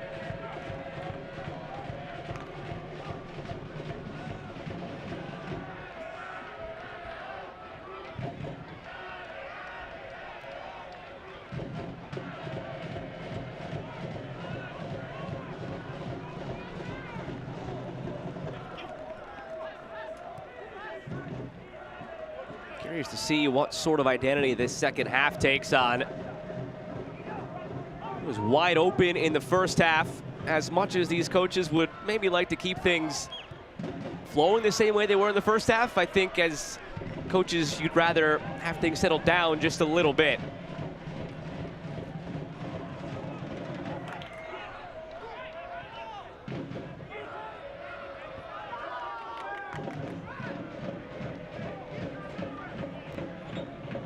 Reed holding his right foot. McGee down holding his face.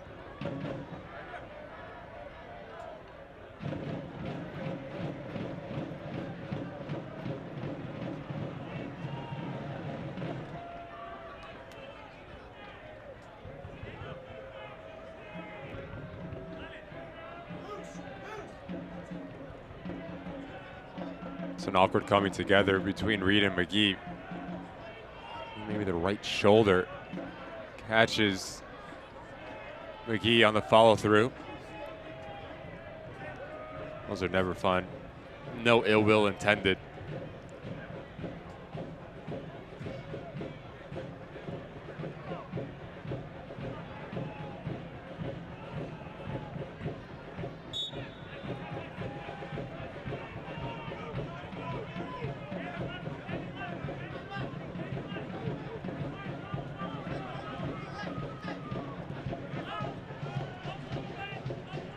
All the way back for Agren.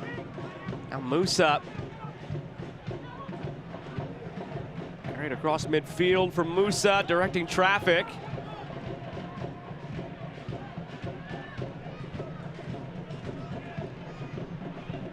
Kuzminski, we're confident on the ball this time.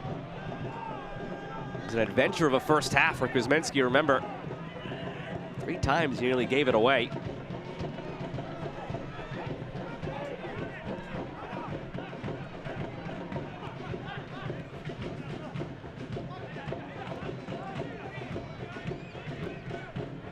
Williams. Speedy Williams chips it over the top looking for Foster. Hackshaw clears the danger.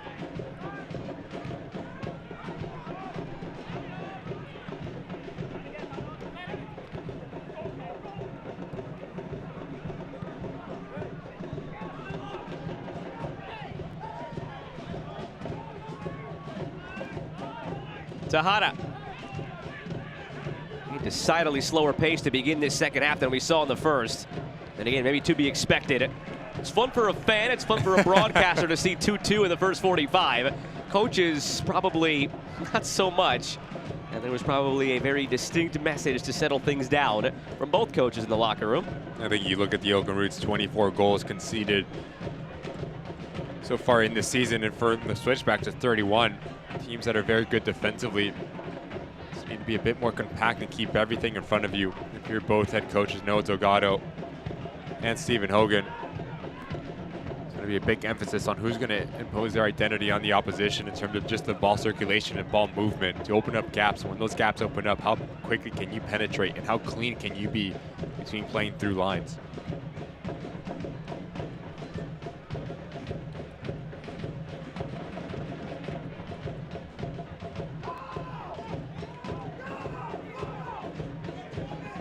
Barbier out to midfield. Reed flicks it along. Lies rated into the ground by Agren. Agren started to have the fouls tally up in the first half. You wonder how many more he gets before he's shown a yellow.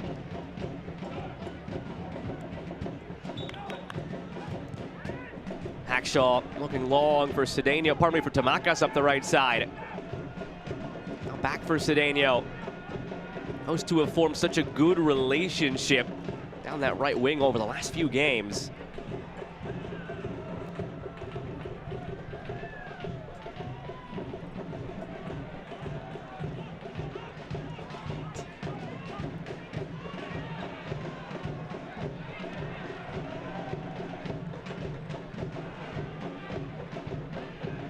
Tamakas. Little nutmeg to the end line. Tamakas won't get there.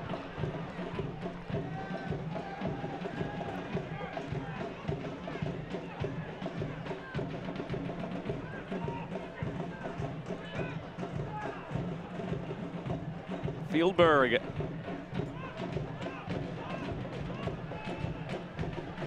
And Hackshaw will go ahead and fake out Tejada. And me, thought he was going back to Blanchette myself.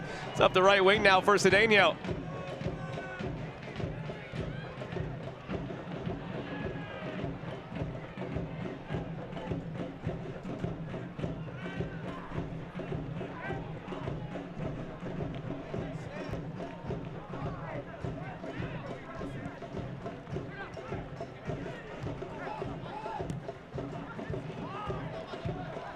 Either way, only one back by McGee.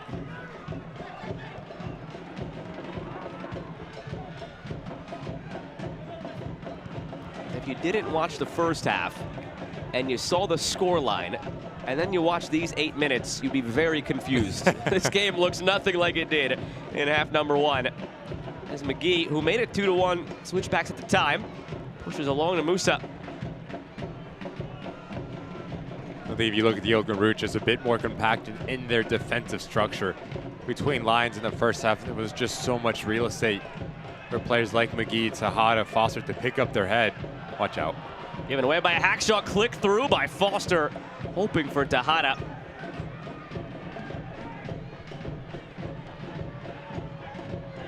Chapman.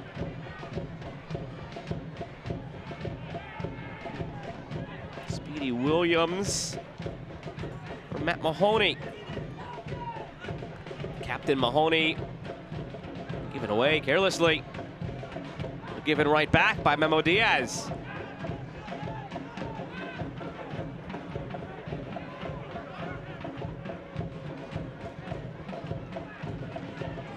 Murad gives it away. Tejada on the turn. One Tejada blocked by Hackshaw. Skundrich goes down. Play on, says the referee. Looked like it was outside of the area anyway. Just needs to be a bit cleaner for both sides, especially the Oakland Roots trying to play out of their back too many times, trying to break lines in their passing. It's a risk versus reward. Nothing wrong with just playing direct and relieving some of the pressure that you've been under, but for the switchbacks, it's about 2 times now that you've won the ball higher up the field, not having an end result.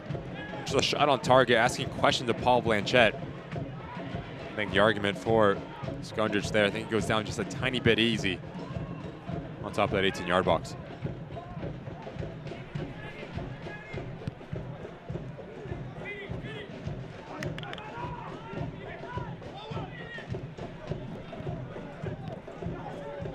Reed shot out of a cannon, almost took it away from Mahoney.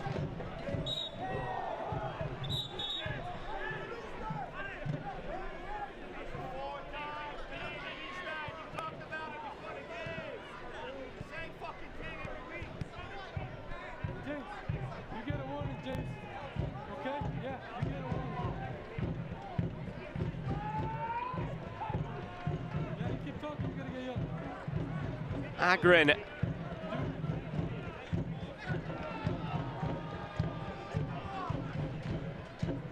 Here's McGee.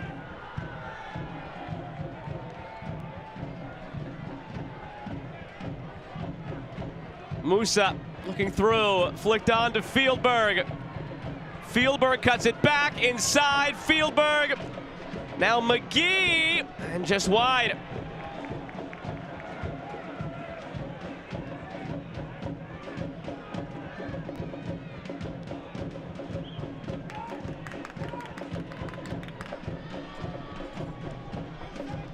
Hildebrand has been so active on that far side, just creating something out of nothing. When he gets in around that 18-yard box, he's just so clever. He draws in so many players.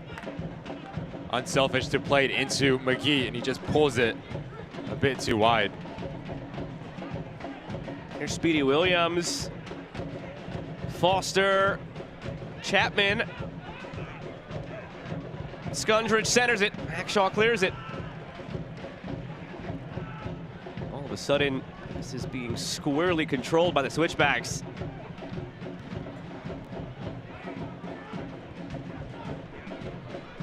Tejada. McGee for the second time tonight.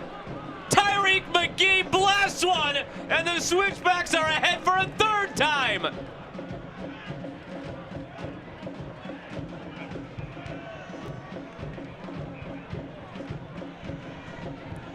We talked about the spacing defensively for the Oakland Roots. You see Tarek Murad gets pulled apart. Him and Gomez caught on the same side. That's a big no-no for center midfielders. But take nothing away from this fantastic finish from McGee. Talking to Stephen Hogan, said, look, you don't understand the quality that this young man possesses. I see it day in and day out in training. Fantastic strike. The Switchbacks go up a goal once again in the 59th minute. Back and forth and back and forth and back. Well, we go fourth again. It's 3-2 Switchbacks.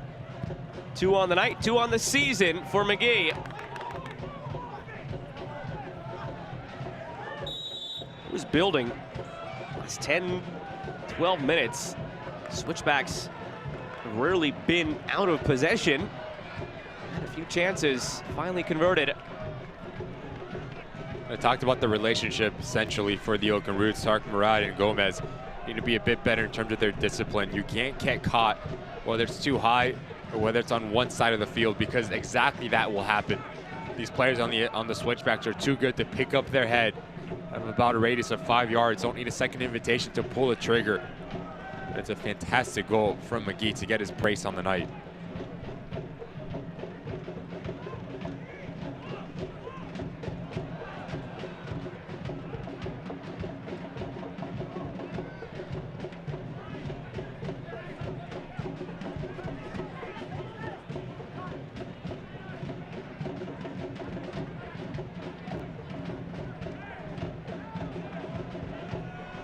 Cedeno.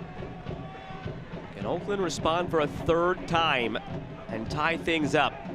This is the first time that they have given up more than 1 goal in a match since early July. A 3-0 defeat that was to Tampa Bay. And Neil Collins' final game in charge. It's Reed looking end line. Corner on the way for the Roots. And for the first time tonight, they have themselves a corner brought to you by East Bay Community Energy. Providing green power at low rates. Visit ebce.org to find out more.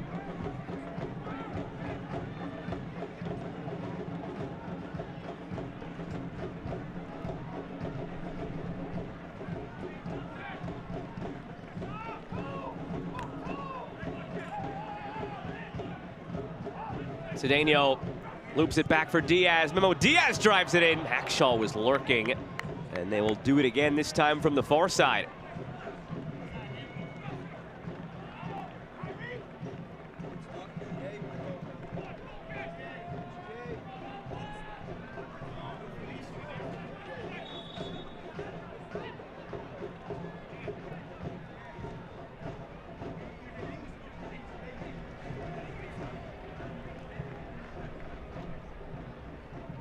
Alexis De Silva is in for a word with Murad and Kuzminski.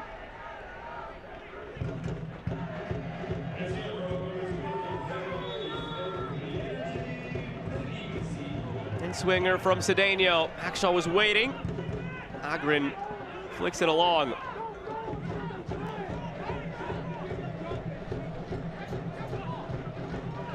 Hackshaw tries to push it by Foster. Now it's McGee. Well, if you didn't know the name Tyreek McGee coming into the night, it's time to start learning it. Ricky, as you mentioned, Stephen Hogan just gushing in the praise over what he's seen from McGee day in, day out on the training ground. 23-year-old from Jamaica. spent the last few years playing in Belgium. Has a few appearances in the Belgian First Division. Made the trek over to USL this year for the Switchbacks. 9 caps for Jamaica, most recently in the June Nations League window. And 2 caps in World Cup qualifying as well. Known commodity on the national ranks and in Europe. Slowly putting himself on the map here in USL as he's grown within the ranks here. Colorado Springs. Just watching him, he has a very good feel of when to come to feet and when to play in between the lines. His movement off the shoulder of Gomez and Murad essentially has been the difference in the second half. I was playing that game of cat and mouse, getting that real estate to get the ball in the half turn. Yes, he has the goal. He has 2 goals to go with it to his name. I think if you're Stephen Hogan, you get him producing at a very high level. You have so many weapons on your front line as playoffs are approaching. Some drama elsewhere. Late stages into stoppage time. New Mexico tied things on the road against San Diego. That's 2-2. Nearing the final whistle. It's Indy still ahead 3-2 on El Paso on the road. It is now 2-0 Orange County. So the hottest team in the league is just continuing on its run. Iloski? No, actually, this time it was Owen Lamb, of all people. Second guess. Palais. I don't think you would have guessed Lamb if I gave you 10 tries at that one. That's how low you think of me. Come on, Joe. A statement, though, from Orange County. 8 wins in 10 matches going into the week off they had. You questioned, would the week off halt their momentum? Instead, they come out of that at home, and they beat the top team in the East in Pittsburgh, and they beat arguably the second best team in the East in Charleston, barring a collapse here in the final 20 minutes there. So you go back-to-back, 4 nights apart. Pittsburgh, Charleston, they're beating the big boys. And they are doing so on an incredible hot streak right now. It's about to be 10 wins in 12 matches for a team that started the year 2-7-4. They had 10 points in their first 13 games. Since then, they've just been on a roll.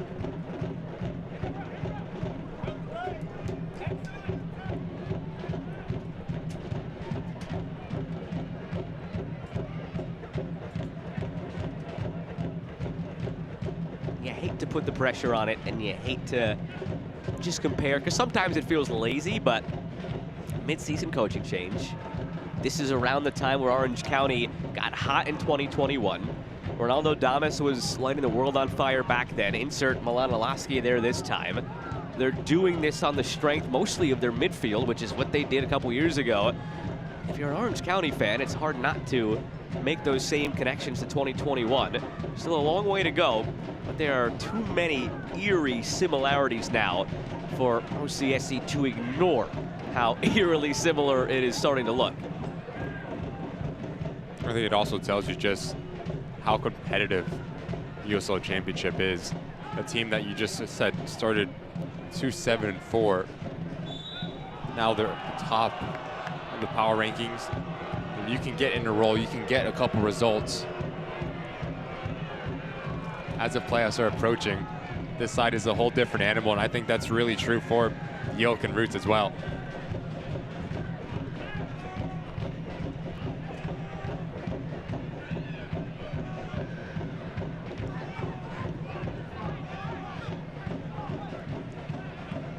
See our first change of the match here for the Switchbacks. Malik Foster off for Mario Williams on.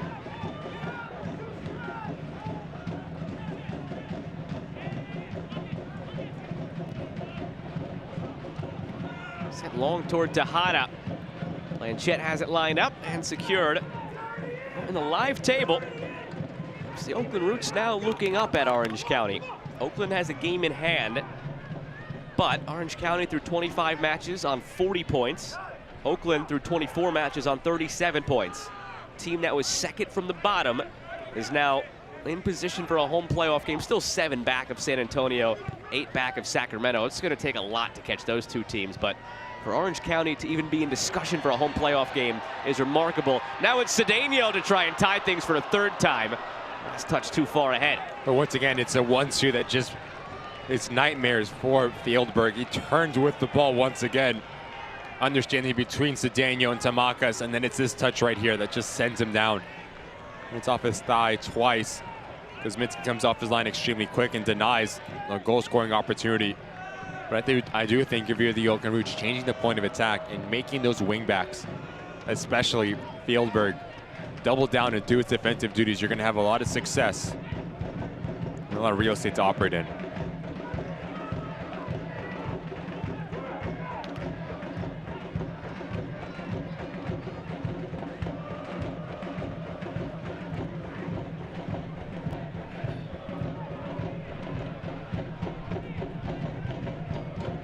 Speedy Williams.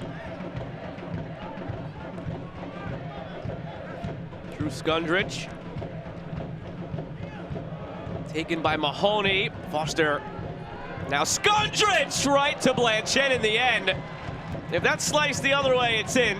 Unfortunately for Skundrich, it sliced right into the path of Blanchett. He continues his run, but you're Foster. You're trying to help this onto the back end of it. A miship. No one takes the initiative. Like you said, Joe, fortunate enough for Blanchett, it's straight at him. Still waiting to get Romario Williams on. He's been up at midfield now for a couple of minutes.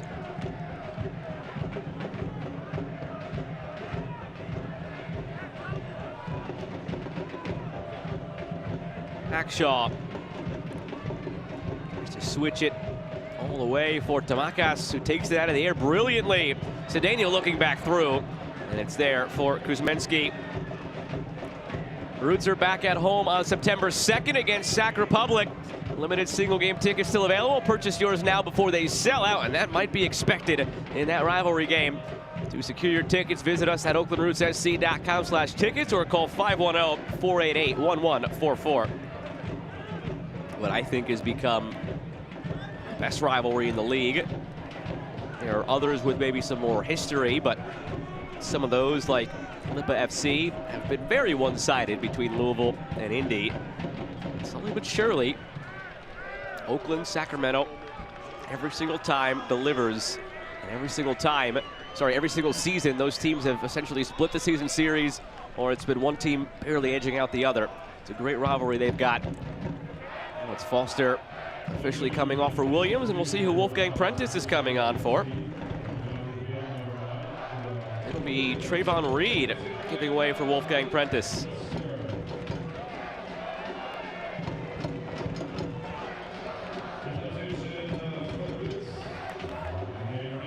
All subs brought to you by East Bay Community Energy. Providing green power at low rates. Visit ebce.org to find out more.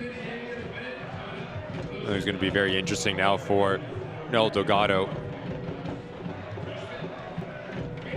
You bring in Prentice, who's primarily played as a wingback. Trayvon Reed was a dual 10 underneath Pelaez. Looks like it's gonna be a like for like. So Memo Diaz is gonna stay as this left-sided wingback. Prentice is gonna play a line higher, but going forward, Romario Williams, a different look going forward. The switchbacks, a true out. Number 9 likes to play with his back to goal, very physical, so he's going to require a lot of attention. He's going to occupy the center backs. So the players underneath him with the movement, whether you are Tejada, McGee, Fieldberg, he'd be very good and decisive, especially in around that 18-yard box. But the other side of it, for the Oakland Roots, double down defending, having the ability to create overload defensively and always be a +1, especially in your defensive 18-yard box.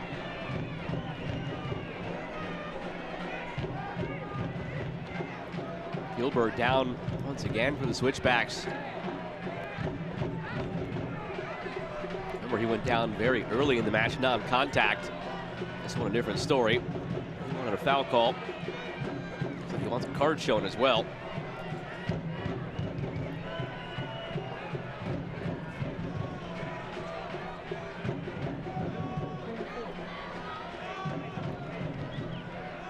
Just under 20 to play plus stoppage time here at Pioneer Stadium.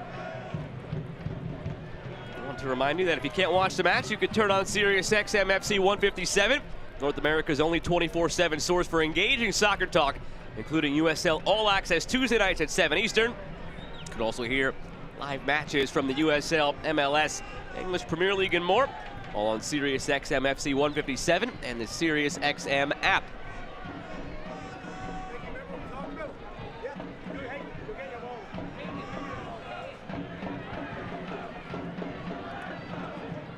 Shane Beckford is up and ready, told it's going to be for Fieldberg.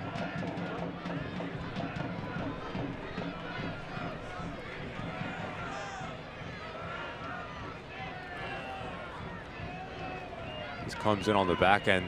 Prentice just catches the left ankle, looks like a Fieldberg. And like you said, Joe, earlier in the first half, just went down non-contact. Hopefully he's okay to keep on going. But Beckford, much like McGee, the ability just to create something out of nothing, 1v1. Explosive, can stretch opposition. 72 minutes in, how quickly can he get on the ball and get in rhythm here as a sub coming in for Stephen Hogan in the Switchbacks.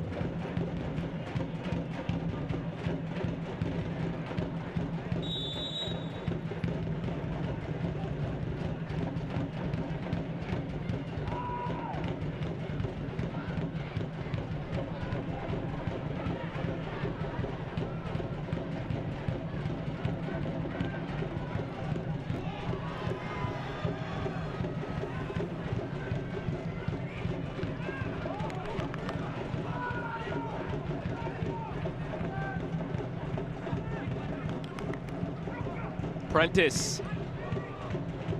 Back for Murad.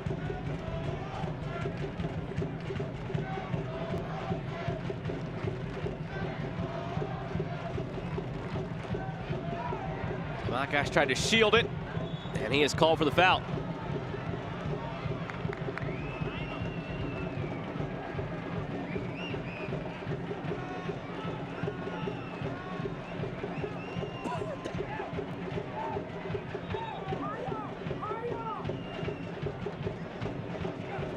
He's been active, Tabakas, working extremely hard on that far side. There's a wing back. I think he just gives the Oakland Roots that quality that was missing. Put in a quality service, the pick and choose, when to create overloads, when to come centrally. What a massive acquisition he's been since he's coming over into a Roots uniform. Another foul here with that. I want to remind you, you can represent your favorite USL Championship team as part of the USL Esports Hub launching next week. Join a Konami eFootball tournament on Xbox, PlayStation, or mobile by scanning the QR code or by visiting rivalgames.com/play/USL to get started.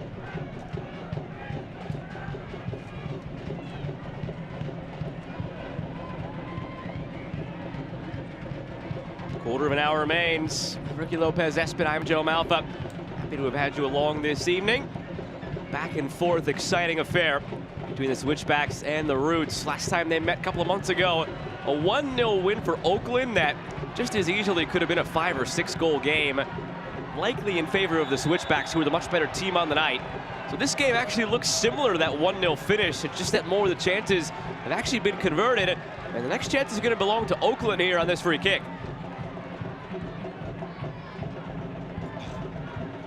Not shoulder to shoulder because Pelais gets a better body position of Beckford. Just comes through the backside. What to expect from more Pelais. Continuation of the work rate. Things aren't going through the run of play in terms of creating chances. Set pieces are a brilliant way to claw yourself back into it. You have Memo Diaz, you have Cedeno over the ball. I think it fancies Cedeno a tiny bit more. You're aiming for that back post because the traffic coming onto Kuzminski can easily throw him off with any sort of deflection.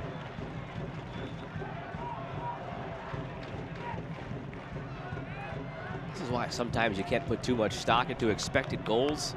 It's 0.4 for the Switchbacks, 1.4 for Oakland, but the Switchbacks lead 3-2.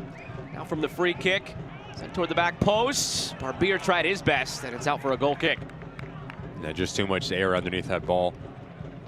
Want to hit with a lot of pace. The player just needs to help it on, flick it on. This hasn't been the cleanest for Cedeno here tonight. What we've come to expect since he's came over from Hartford.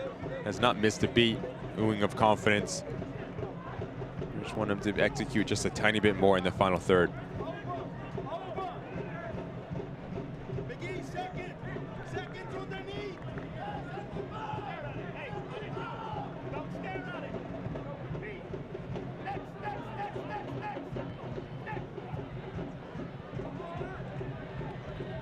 Pillai is giving chase here. Kuzminski will just clear this one. If you've seen Pillai running at you so many times tonight, and you've literally played it off of his shins accidentally, it's a wise move there from Kuzminski. Diaz taking it to the end line past Mahoney, puts it in front. Cheeky little flick attempt from Prentice. Doesn't get through.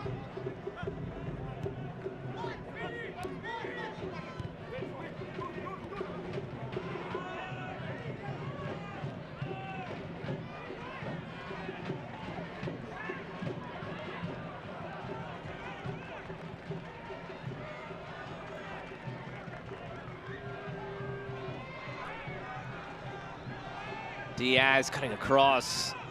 Hagren clears.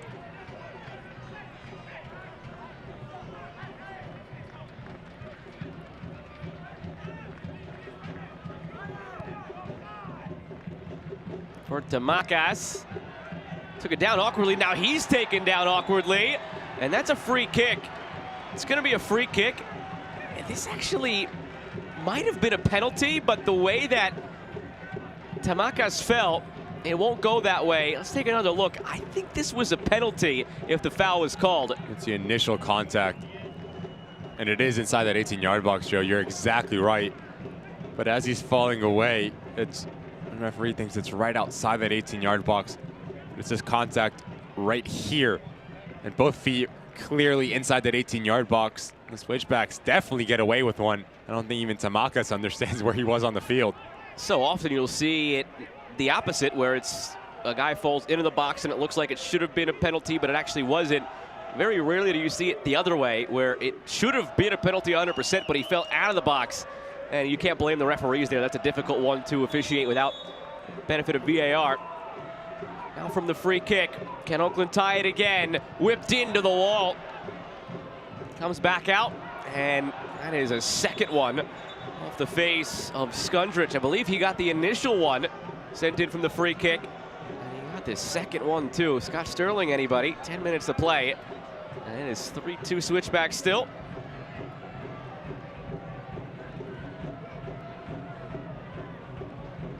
It's never fun being in the wall. He gets the first one, then it's a second one as he's already holding his.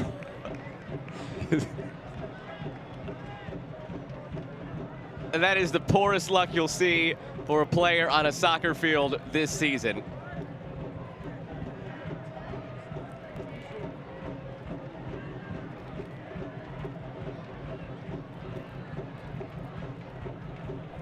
He's back to his feet, he's walking it off.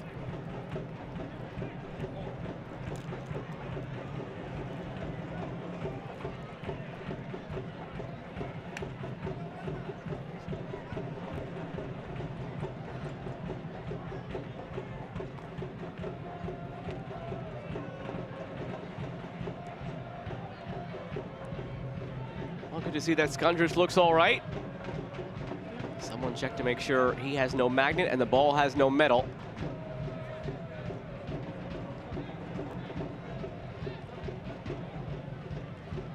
Two changes coming now for the Switchbacks.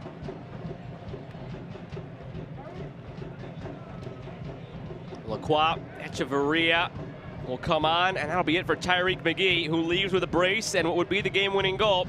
James Musa also coming out.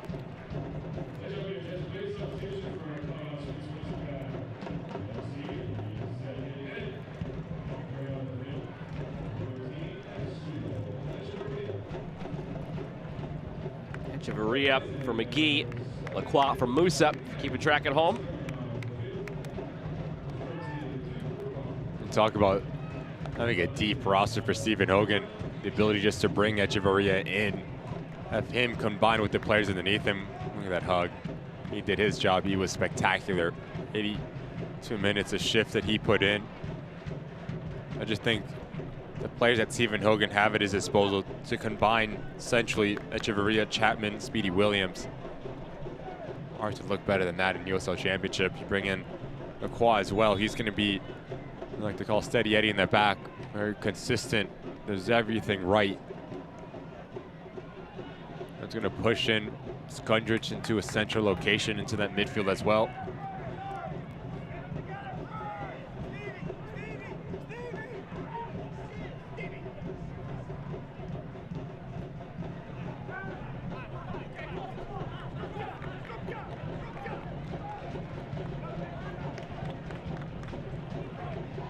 Diaz taken out by Skundrich. Skundrich again, no card shown. Remember, Diaz in the first half was pleading for Skundrich to get a yellow card. Not that time either. Time wearing thin now for Oakland. Tamakas, Cedeno, quick give and go.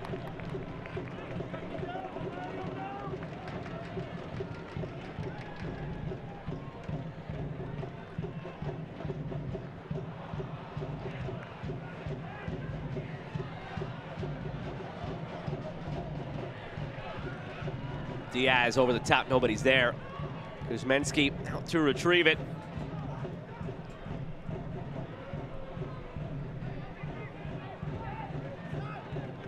Next for Oakland is a trip Wednesday to New Mexico.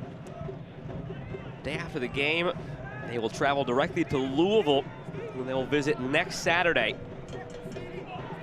So back-to-back on the road, after they had 2 stretches of 3 games in 8 days before their 2 weeks off.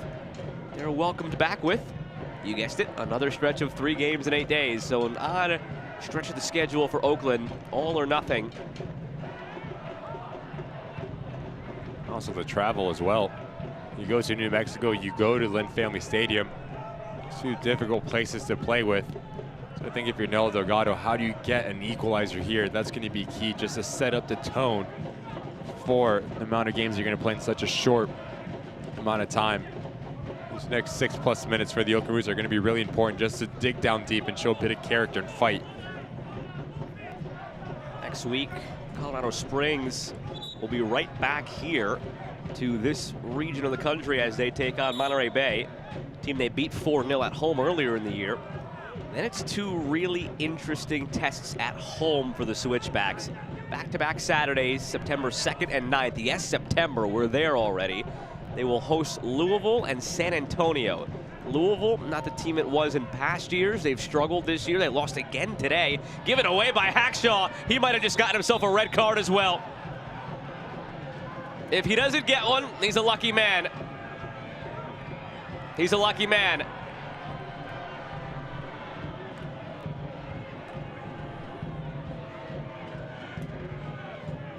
It's just too casual between the 2 center backs, whether it's Hackshaw, whether it is Clemente. And like you said, Joe, clear as day, should be a red. Last man, last ditch defending effort, just horse collars Beckford here. And that is not our different colors beyond me. That's textbook. Last player denying of a goal scoring opportunity. Beckford's in on goal. That's what the Switchbacks were arguing right away. Oakland, as a team, gets lucky here because they lost Nane earlier with an injury. This might not be done yet. Assistant referee is in the ear of our center official, Alexis De Silva. It's very rare that you get an assistant referee to overturn the color of a card, but if he had a better view, it is possible. I think it's a clear red card. No problem, no questions asked. Last ditch defending effort. Last player, denial of a goal scoring opportunity. Red card by definition. It looks like he's going to get off the hook, Hackshaw. But again, with the injury to Nane earlier, Hackshaw rotated back to the back line to take his spot. The last thing you could afford is maybe with Nane out to then have him suspended, Hackshaw. It's going to set up a free kick here for the Switchbacks. Try and add to the lead. To make it 4-2. It skips in on Blanchett, and he almost dropped it. It's such a difficult technique to hit it. The way that Romario Williams just lines this up. Straight leg, straight ankle, trying to get that Ronaldo-esque dip. Up and over as it hits off the turf. Maybe throws Paul Blanchett off with just a tiny bit. Does well to recover the rebound.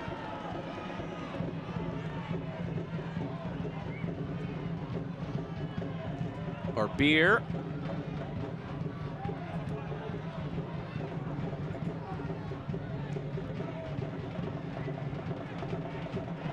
Two more subs coming for Oakland. We're going to see Luis Saldana sign on an academy deal from Project 510. And then Donaciano will enter as well. Barbier comes off, and that ends his string of not having missed a minute all season. Palai is the other player to come off.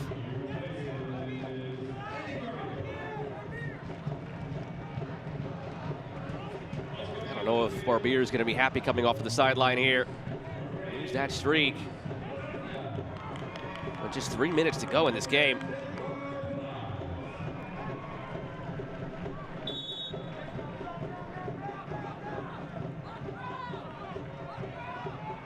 What a brilliant opportunity this is for Saldana. Project 510 to come up and play with the big boys. 3 minutes. The trust that Noel Delgado has in you to bring you on when you're searching a goal to take out Palais. Curled in, headed on, and saved by Kuzminski. First chance they've had in a while, Oakland. But Kuzminski alert to the threat. The overload on the back post. Clemente does everything right. Tries to head it down, back across where it came from. Good header, even better save from Kuzminski. It was so tricky for an attacking player because you're caught between two minds. Do I go for goal? Do I go for glory? Do I try to sneak it into that near post, or do I do the right thing and try to head it back across? Watch out here. Williams pushing through. Hackshaw clears it away. Told there will be 8 minutes of stoppage time as we sit here in the 90th. So Oakland still has about 9 minutes. Once those 8 minutes are confirmed, about 9 minutes to find an equalizer.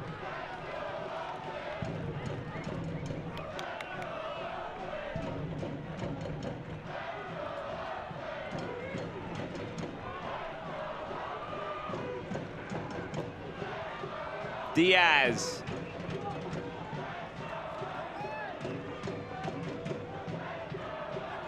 Donaciano.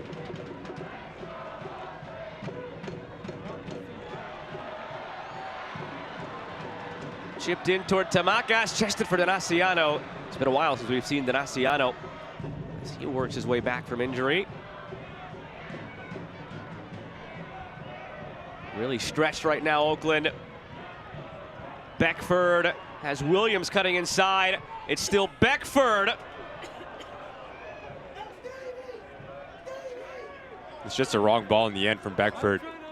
You have two options, whether you play into the path of Romario Williams, who makes a run that draws out Hackshaw, or you play into the feet of Echeverria, who's making that trailing run at the back post. Not much real estate to play in behind. You're going to be a bit more better in your decision making when you get in that part of the field. Now they shaved off a minute. Told 8, decided 7.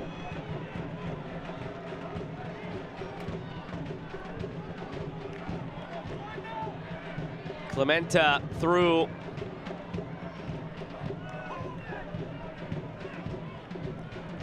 Unless the scoreline changes, Noah Delgado is not going to be a happy man with the way this second half went.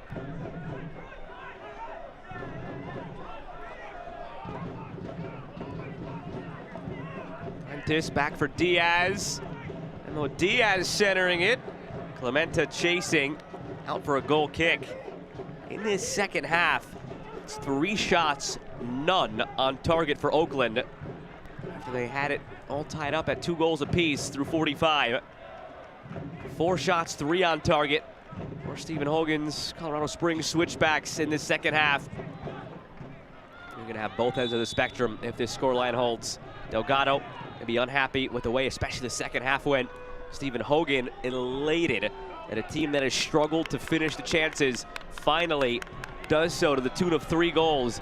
And not only that, but on the road in a teeter-totter match back and forth. After squandering 2 leads to take a third and then hold on to that one the rest of the way.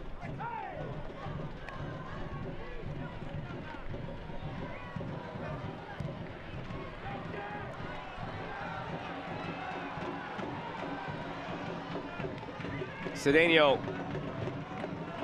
plays it through for Tamakas. Tamakas centering for Saldana on his debut. It doesn't fall his way.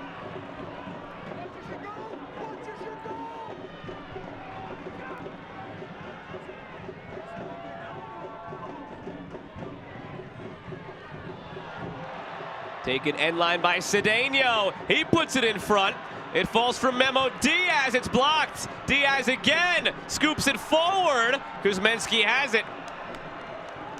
Oakland's not going away easy. All of a sudden springing to life. And all comes on that far end. Cedeno's been at the thick of everything in terms of just asking questions, putting pressure on this back line of the Switchbacks. But if you're Memo Diaz, you get a second bite at the apple. You don't need to open up your hips. You just need to go through power. Go through Jay Chapman. Put the ball on target and see what happens. As you try to open up your hips, you just get caught in the turf. Kuzminski just rises up and securely grabs the ball. Really do like this little wrinkle in terms of just the game plan for Nel Delgado, whether it is Tamakas coming centrally, and then you have Cedeno. He provides the width on that far end. Prentice floats it. Nobody home.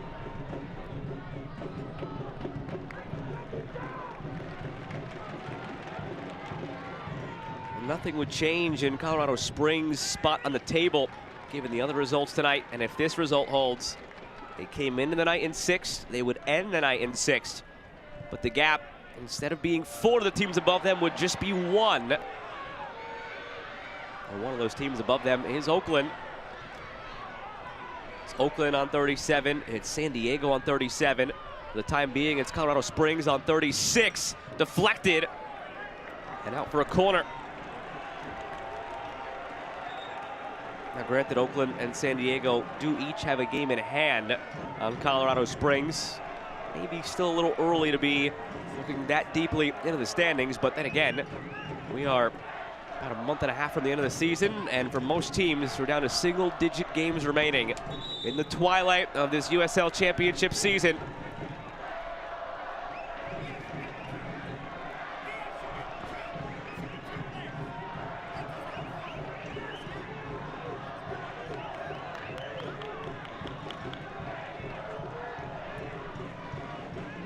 Diaz, can he pick out the right ball?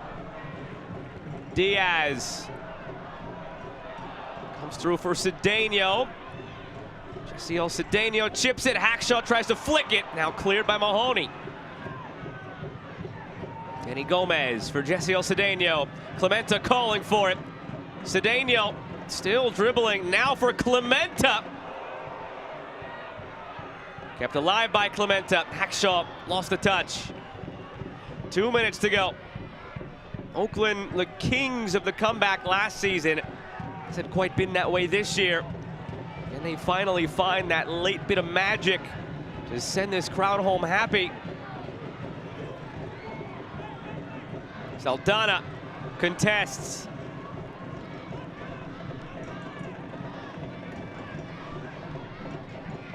Donaciano just run over by Romario Williams. Seemed initially like advantage would be played, but now the free kick given to Oakland.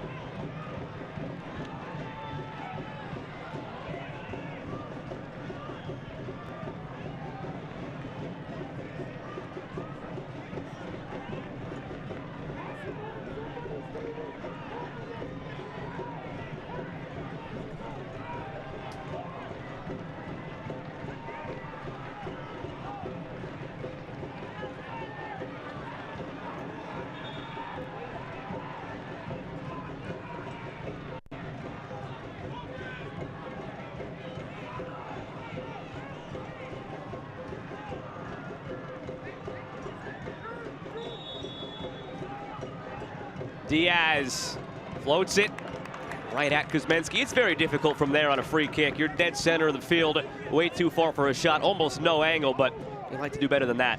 Just get your big boys a chance to get on a play on this. You have to have the right amount of touch and technique. Right amount of weight, not to put it too close to Kudzinski, because if he comes off his line, it's an easy grab for the goalkeeper. And how many times have we seen the Oakland Roots get themselves in a very good position, but just not having that final execution, whether it's a ball across finding its intended target, someone pulling up from distance, or having the combination play that we've come to expect from the Oakland Roots as of late.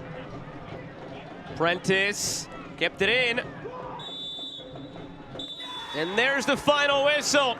Colorado Springs with a massive victory on the road, avenging their defeat earlier in the year against the Roots. An exciting 3-2 finish.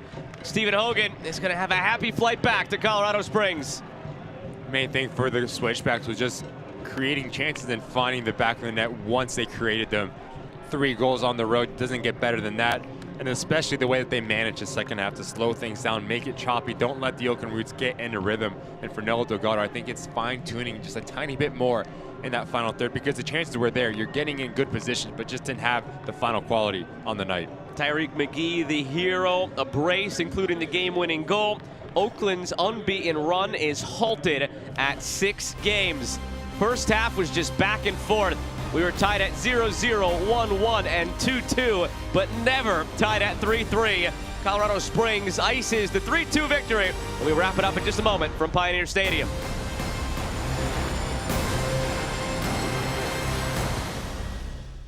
Little things can make a big difference. To have families access much needed resources, Anthem Blue Cross and Oakland Roots teamed up to deliver 2,300 diapers to the East Oakland Collective. By supporting parents and babies, we can improve the health of our communities. Here's to a brighter future and many more random acts of kindness. Learn more at oaklandrootsatsc.com/anthem.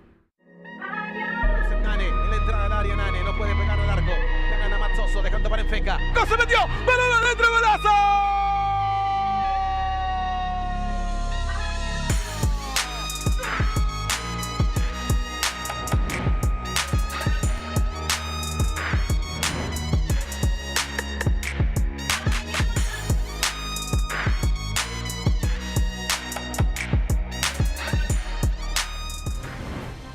Big 3 points on the road for Tyreek McGee and the Colorado Springs Switchbacks after a 1-1 draw at home last week against FC Tulsa in the Summer Showcase. Coming on the road against one of the teams above you. Can you get it done? For them, the answer tonight was yes. Take a look at the full-time highlights brought to you by UCSF Health. The goal scoring started early, 5 minutes in. It was Malik Foster. You just see the Switchbacks, the different types of goals that they're able to score. You change the point of attack, you get a center midfielder in around that 18-yard box, but it just needs to be playing out better defensively for the Oakland Roots. You're going to see Gomez, number 15, peek over his shoulder. No one drops down, no one steps up, and if you give Malik Foster that time and space about 8 yards out, he's never going to make it. He's never going to miss. Talk about the dance moves, I don't know, Joe. That celebration was okay. The celebration we're going to see here, 10 out of 10. It was Memo Diaz 20 minutes later who tied it. And much like the Switchbacks, is just changing the point of attack, and then you get your wing backs from a wide area asking questions behind Skundrich. Kuzminski comes off his line, and that's a 10 out of 10. I think you're right, Joe. There you go. Something for even Simone Biles to be proud of. And then in the 40th minute, this is something that Barcelona could be proud of. The tiki-taka and the finish by Tyreek McGee. But it's just the movement. As Jay Chapman pops his ball back into McGee, understand how he gets out of the way, because he understands McGee has a great passing lane into Tejada. He blows by Murad and Gomez. No one drops down, not even a courtesy dive from Paul DeWall. That's how good of a finish it was. That wasn't even McGee's best goal of the night. Maybe the better team goal, that one, but you'll see his blistering strike to make it 3-2 in just a moment. Had to get to 3-2 because first it was 2-2, and it came on this penalty by Pelaez. Cool, calm, collected from the striker, and it's going to do a world of good for his confidence to see the ball hit the back of a net. So Daniel was terrific, getting into really soft pockets as he draws the foul, and this is the goal that we're talking about. Tarek Murad comes in. What was the relationship going to look like? But you see the two center midfielders caught on the same part of the field, and that leaves a big gaping hole. We talked about him. You give him that time and space to pick up his head, and he's going to make you pay every single time. Game winner, terrific goal. McGee in the brace.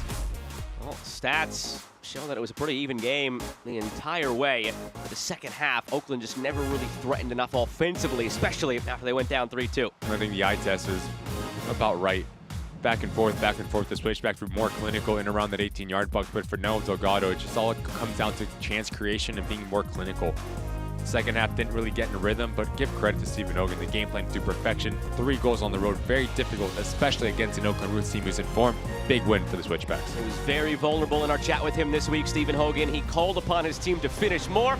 They did just that 3 times tonight to take all 3 points from the Oakland Roots. For the league at the 3-day break, we come back on Wednesday and kick things off again with Pittsburgh visiting Hartford. That'll do it for us tonight. I'm broadcast partner Ricky Lopez-Espin and the crew that makes this possible. I'm Joe Malva saying good night from Pioneer Stadium. Good evening, everybody, and enjoy the rest of your weekend.